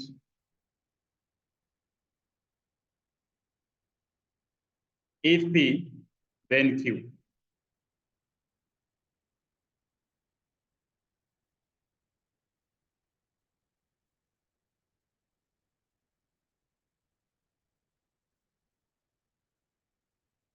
Usually denoted by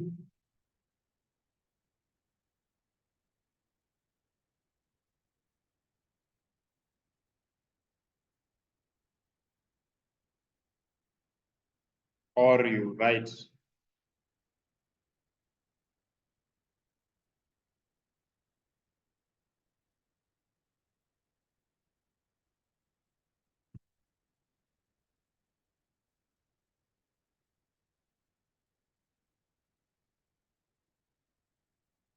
so the structure in which we study these things is more or less the same.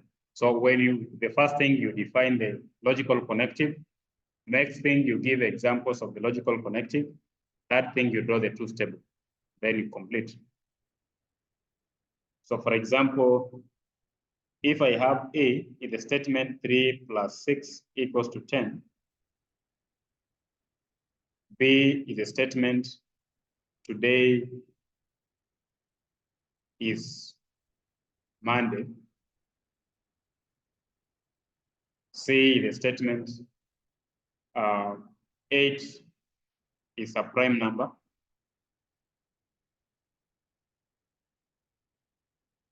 I hope you agree that 8 is a prime number is a statement.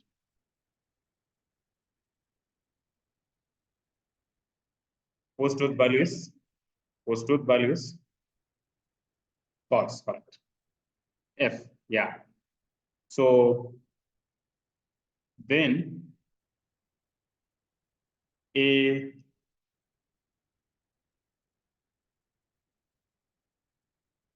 so remember the first thing is I'm the one who always do it, and then you will be trusted with the rest of the things. So let me write this and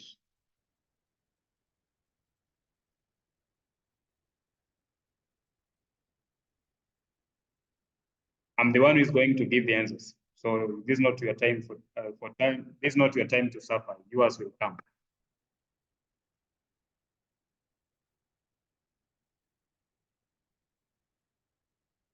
So the first implication will mean if 3 plus 6 equals to 10, comma, then today is Monday. That will be the answer to the first statement. If 3 plus 6 equals to 10, then today is Monday.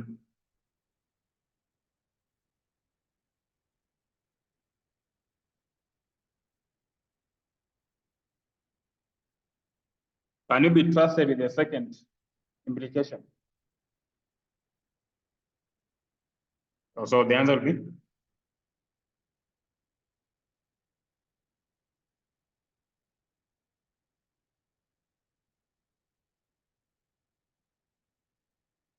correct. If 3 plus 6 equals to 10, then 8 is a prime number. You don't be so creative.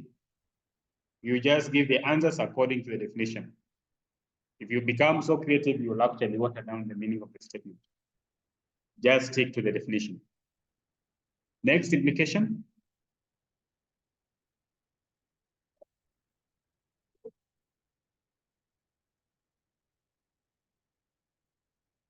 If today is Monday, then 3 plus 6 equals to 10. Don't be so creative. Use what you have and use the correct definition. Proper punctuation, you get your full marks. Lastly,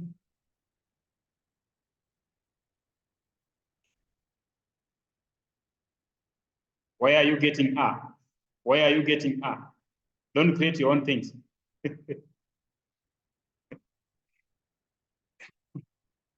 Yes. Yeah, if I've missed, if what I've written is not grammatically correct, there's an R somewhere, but I didn't put, don't force it to be there because it's not part of the definition. Okay? You use my wrong sentence to write the correct logical connective based on the definition. Don't try to correct me. The teacher is always right. So I'm really trying to insist that what you are doing, we are avoiding to be so much creative. What we do is to stick to the definition of the operation we are defining. So, yeah, if today is Monday, then 8 is, so you see the word up put in the C, so it's a prime number. So if you say, if today is Monday, then 8 is prime number. You are also becoming creative. The sentence was having a prime number, so you put it there. So, good. So note the statement or the implication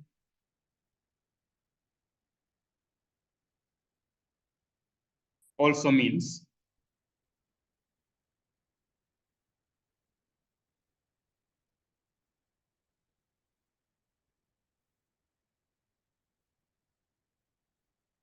P implies Q. You can also say P only if Q. You can also say P is a sufficient condition for Q.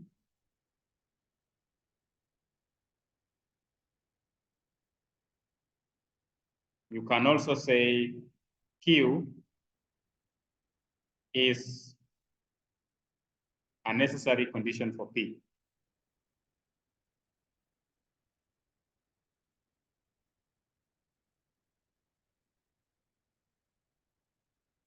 And you can also say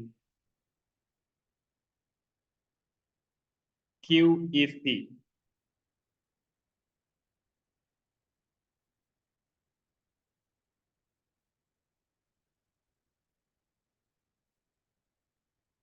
So when we write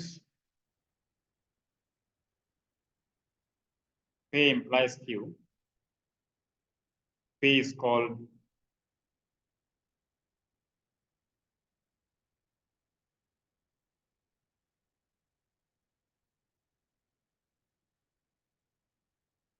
the hypothesis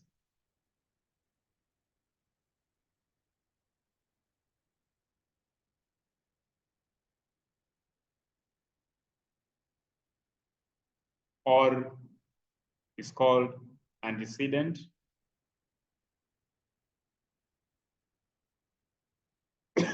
and Q is called conclusion, or it is called consequent.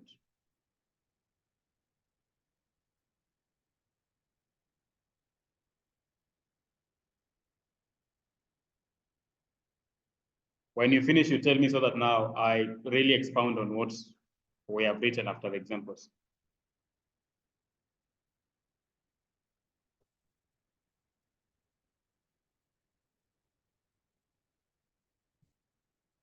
Good. So remember when I was defining the meaning of an implication or conditional, I said let P and Q be two statements. The conditional or the implication of P and Q is a statement if P, then Q. Okay? Then we have done examples and I've also told you that note that the implication also means these 5 definitions. So I didn't want to bring these things at the start before we do the example so that you don't get confused.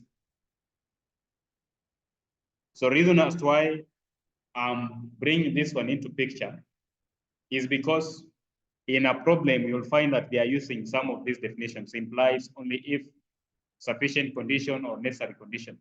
So you should also know that it had the same interpretation. Okay? So do not confuse when you want to define the implication of P and Q. Don't use the word imply with the word if then, with the word only if, with the word sufficient condition, a necessary condition, or the word if only. You have to stick to one definition that you are going to use. Sijui kama tunaelewana. That it will be wrong for you to be used to mix the word imply and the word if then in the same statement if you want to imply, want to define this statement.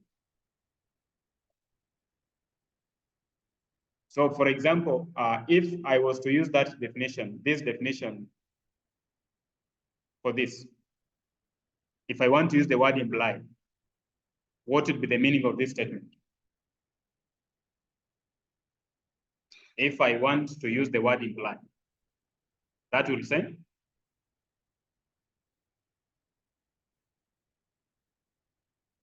if we still have this as our A, B, and C statements, then if I was to use the word imply in my definition, I'll say,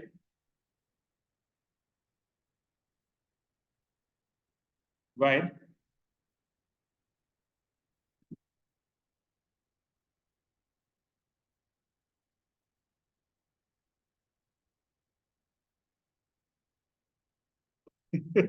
Why are you getting the word that? Yeah, so remember, I'm telling you that if the moment you start becoming creative, the moment you make my work easier, you'll get excess. So you don't create anything new, you just stick to the definitions given. Remember, those definitions are not mine, neither are they yours. So we use them the way they are. So we will say 3 plus 6 equals to 10 implies today is Monday. So that statement is exactly the same thing as what we gave here. They have the same meaning.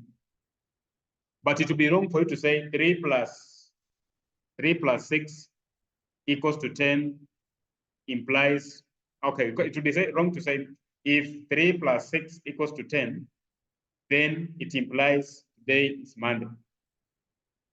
You'll be mixing definitions. So just stick to one layer. I don't know if that one is making sense to you. Maybe I've used a lot of words. Yeah. So that if you want to use the word imply, that is what you are going to connect to define implication. If you want to use the word P only if Q, stick to that. If you want to say P is a sufficient condition for Q, stick to that definition. If you want to use Q is a necessary condition for P, stick to that condition. If you want to use P if Q, stick to that definition. Don't mix these terms carelessly. So last thing on this is truth table.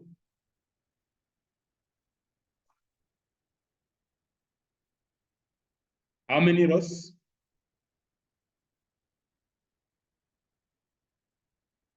4, because we still just have 2 statements, okay? And this one, I know you are tired, but I urge you to be attentive so that when you are left alone, you don't fall into trouble in terms of understanding what to do. So true, false, true, false. Always, these things will make more sense if you know an analogy that can help you to. The analogy we use for implication is promise.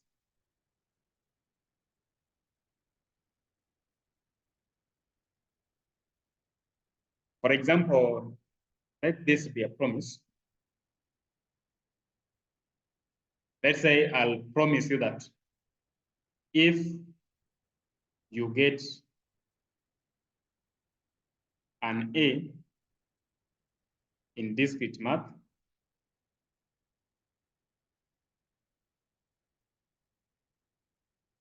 then I will buy you a laptop.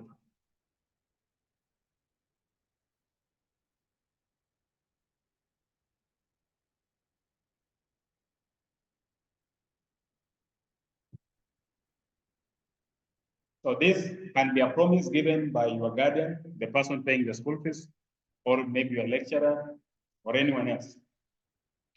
So I promise you that if you get an A in this course, I'll buy you a laptop.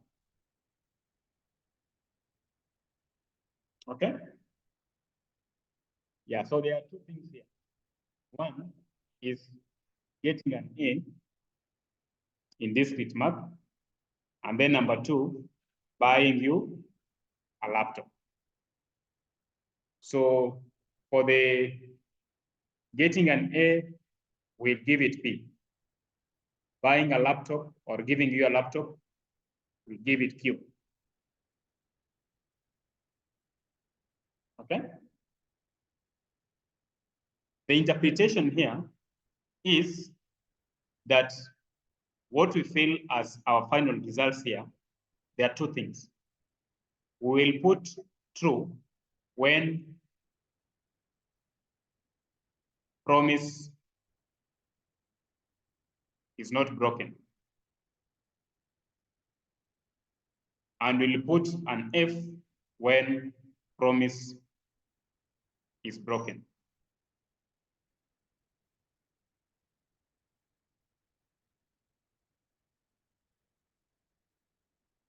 And by the way, between these 2 people, the teacher and the student, who will be more interested in seeing whether the promises attained, promises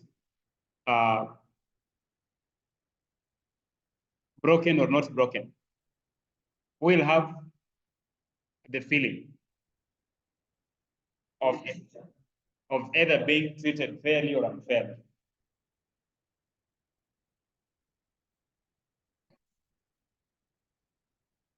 Okay. There are these 2 people. There is the teacher. Okay, maybe that according to you, that's how you feel. Let's see. The interpretation of the first line will mean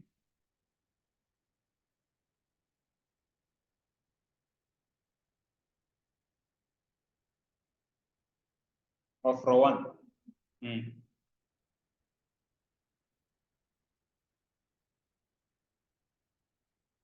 The student got an A in district math, and the teacher bought the laptop. Is there a problem there? There is no problem. Everyone is happy, okay? Yeah, so we put true here. There's nothing bad that has happened. No one is feeling unfairly treated. It's a draw dogging. And actually, that is the most ideal situation. Eh? Yeah. What is the interpretation of the second line?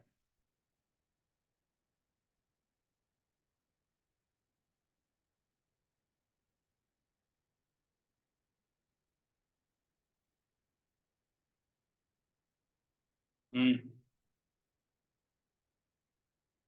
The teacher did not give the laptop, okay? Does the student have a case against the teacher? Was the student unfairly treated? Yeah, because the teacher promised to give the laptop. The student has gone ahead and satisfied the condition that he or she was to meet, but then the laptop is not given to the student. So there's a problem there with the promise. The teacher has a case to answer, and the student has all the right to accuse the teacher. That is a person who doesn't heed to the promises he gave. So there's a problem there. So we put an F. Okay? Line 3.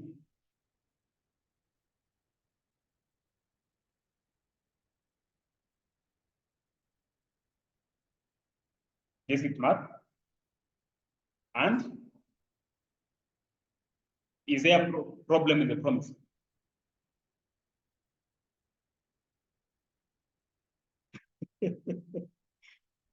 Which problem?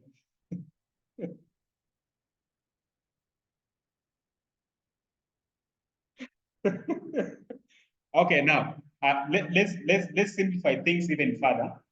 What in this scenario, this analogy, what is happening is that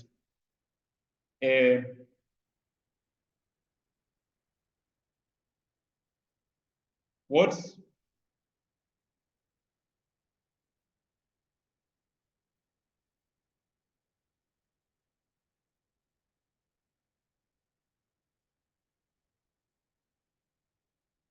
so what we are putting as true is when there is no case that, or there is no scenario where the student feels that they have been treated unfairly. And where we are putting false is the promise being broken or the student feeling that they have been treated unfairly. And indeed, when you analyze that scenario, there's enough reason for the student to have that feeling of being unfairly treated. So if a student doesn't get an A and they are given a laptop, do they complain? So as we use this analogy, remember, we base all our argument on the student. So let's make things clear that the person we are making reference to is a student.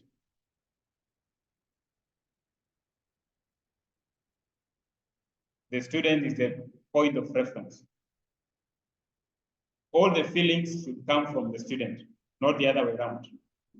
And when the student feels unfairly treated with some evidence that the student has satisfied the condition that they were to meet, and the person promising didn't give the offer, then that is the situation you say that the student has been unfairly treated. But when the student doesn't satisfy the condition that he's given, then he has no grounds to say that they have been treated unfairly. I don't know if I'm clear on that. Okay, so then now when you say the student did not get an A, but they were given a laptop, do they complain? So the student will not complain. So we still put a true value here. Next scenario means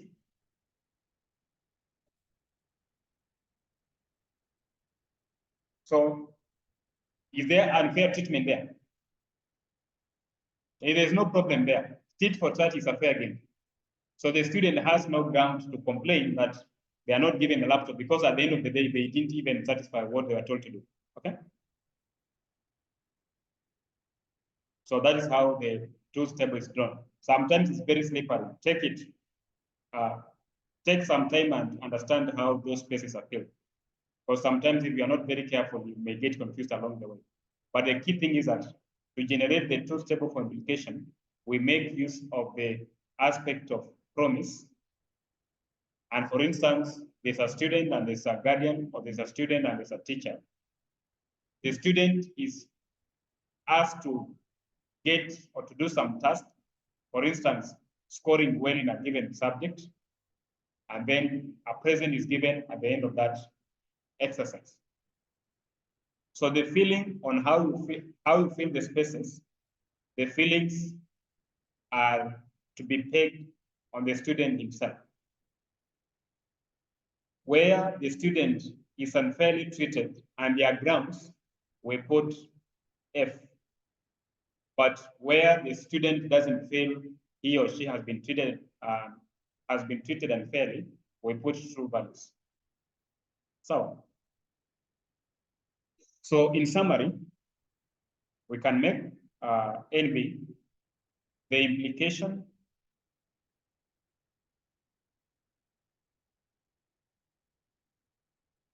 is only false when the hypothesis, remember hypothesis is the first statement, P is true, but the conclusion Q is what?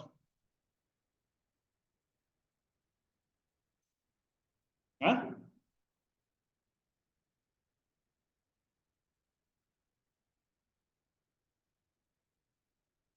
False. Otherwise, this implication is always true. Good. So when if you have a compound statement and you are drawing the truth table that give the interpretation of the operation implication, you simply go to the first column of the first statement, then identify points where we have true values, then check what is in the second column. So if you are starting with true and ending with a false value in the same row, then you fix F. Otherwise, you fix other things to be true. Okay? Yeah. So lastly, biconditional.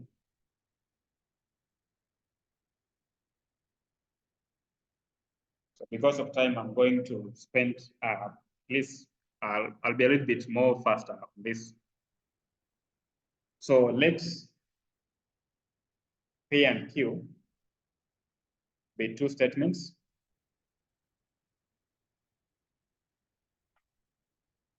Let P and Q be two statements.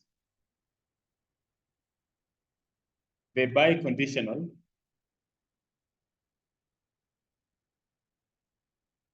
of P and Q is a statement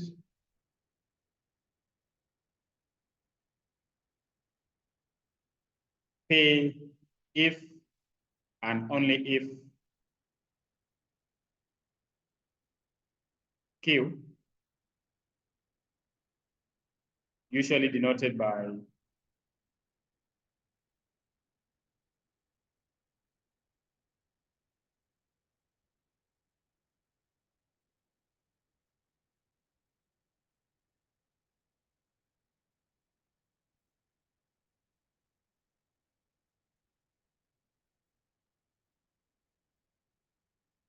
so that's how we define a bicondition of two statements, P and Q.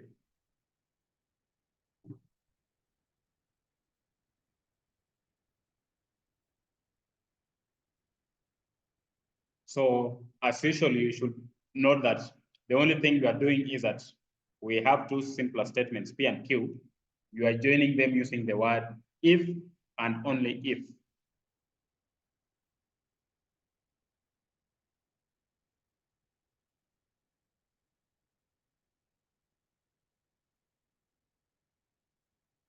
So, example, if I give you A in the statement 4 plus 8 equals to 3, B the statement 9 is a prime number.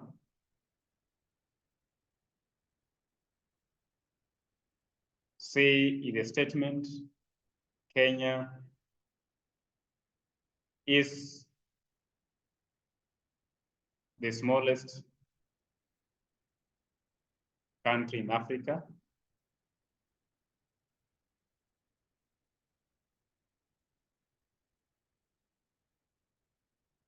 Then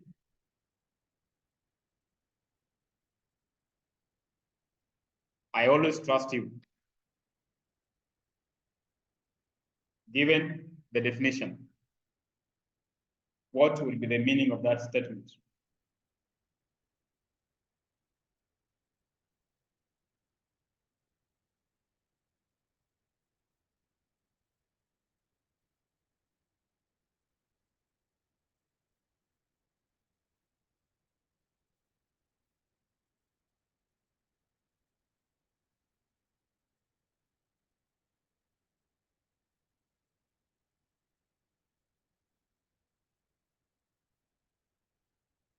Correct. Yeah. We are not complicating anything. We are just using the definition given. So because we are saying that to find the conditional of P and Q is simply the statement P if and only if Q. So you write the first statement, delete its full stop, replace by the word if and only if, then add the second statement. Okay. So 4 plus 8 equals to 3 if and only if 9 is a prime number.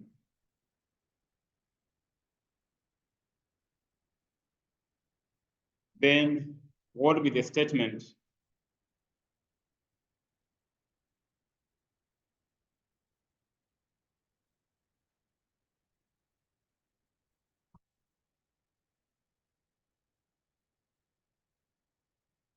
Correct.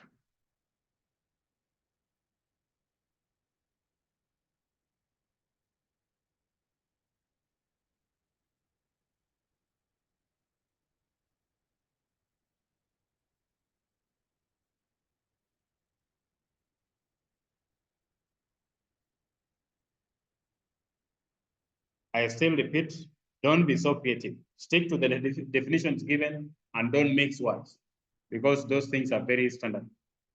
Immediately you mix them, then you water down the meaning. So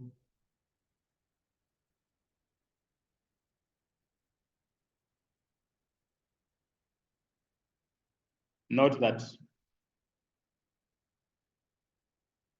this statement also means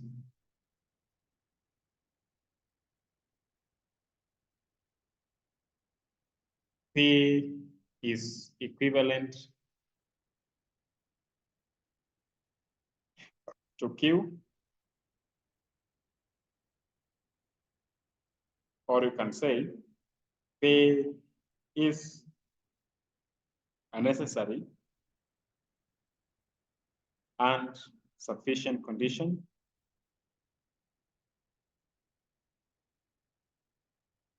I'm just avoiding giving all these synonyms before I give examples so that you don't get confused. And I'm adding the synonym so that you be open that you can be given a statement and then they use different words from what we gave in the definition. So you should also know that they have the same interpretation. Okay? Sufficient condition for Q.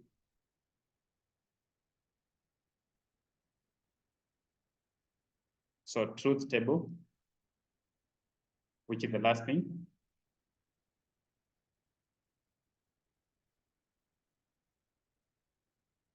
How many rows? They are meant to be 4. So P, if and only if Q.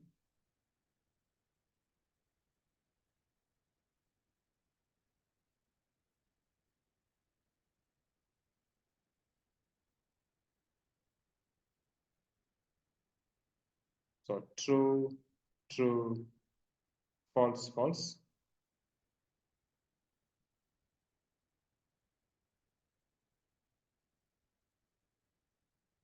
True, false, true, false.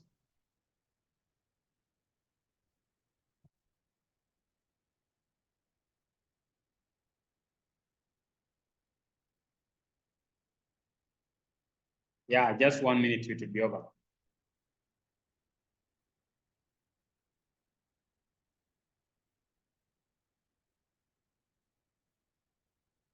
So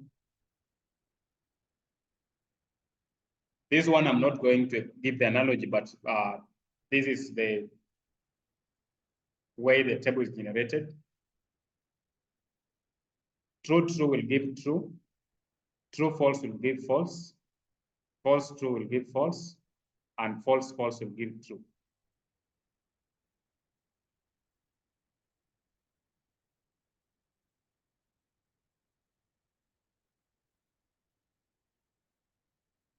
So this is the truth table for the biconditional.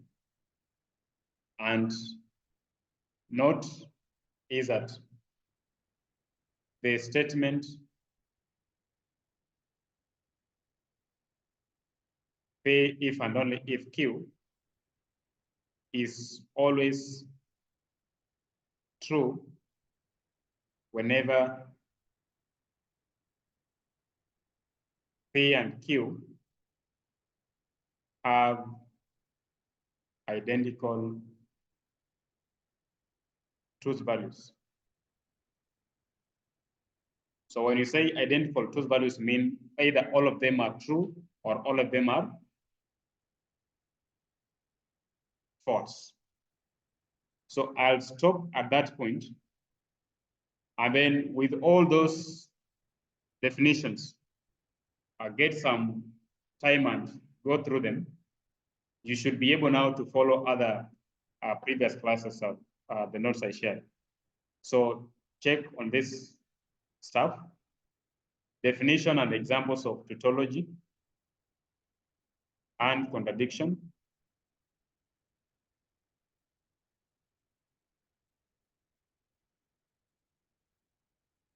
Make some short notes on that. You give the definition and then you define, give the definition, then you give examples. There's also what we call contingency.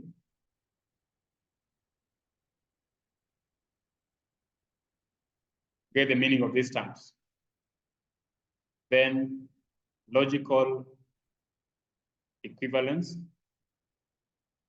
When do we say that two statements are equivalent? And give examples using truth table.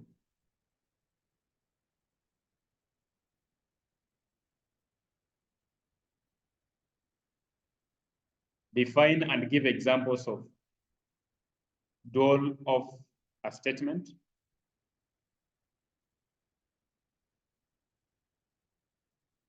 And then lastly, state laws of logic. And you can also provide proof using truth tables.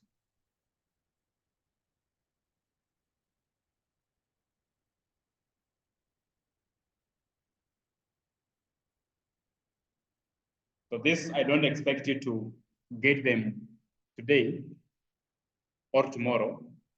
You'll require some either 2, 3, or 4 sessions on interpreting the terms before you are comfortable with the all the terminologies used on logic. So I can even give you up to maybe next week to hand in the work. So try to do this work in the book, and then things which are not clear, feel free to ask. Use previous now class videos now to make you understand what is happening. But the key things is to get those basic foundations of how to generate the truth tables. After that one, then things should start making sense. Okay? Yeah, so have a good evening.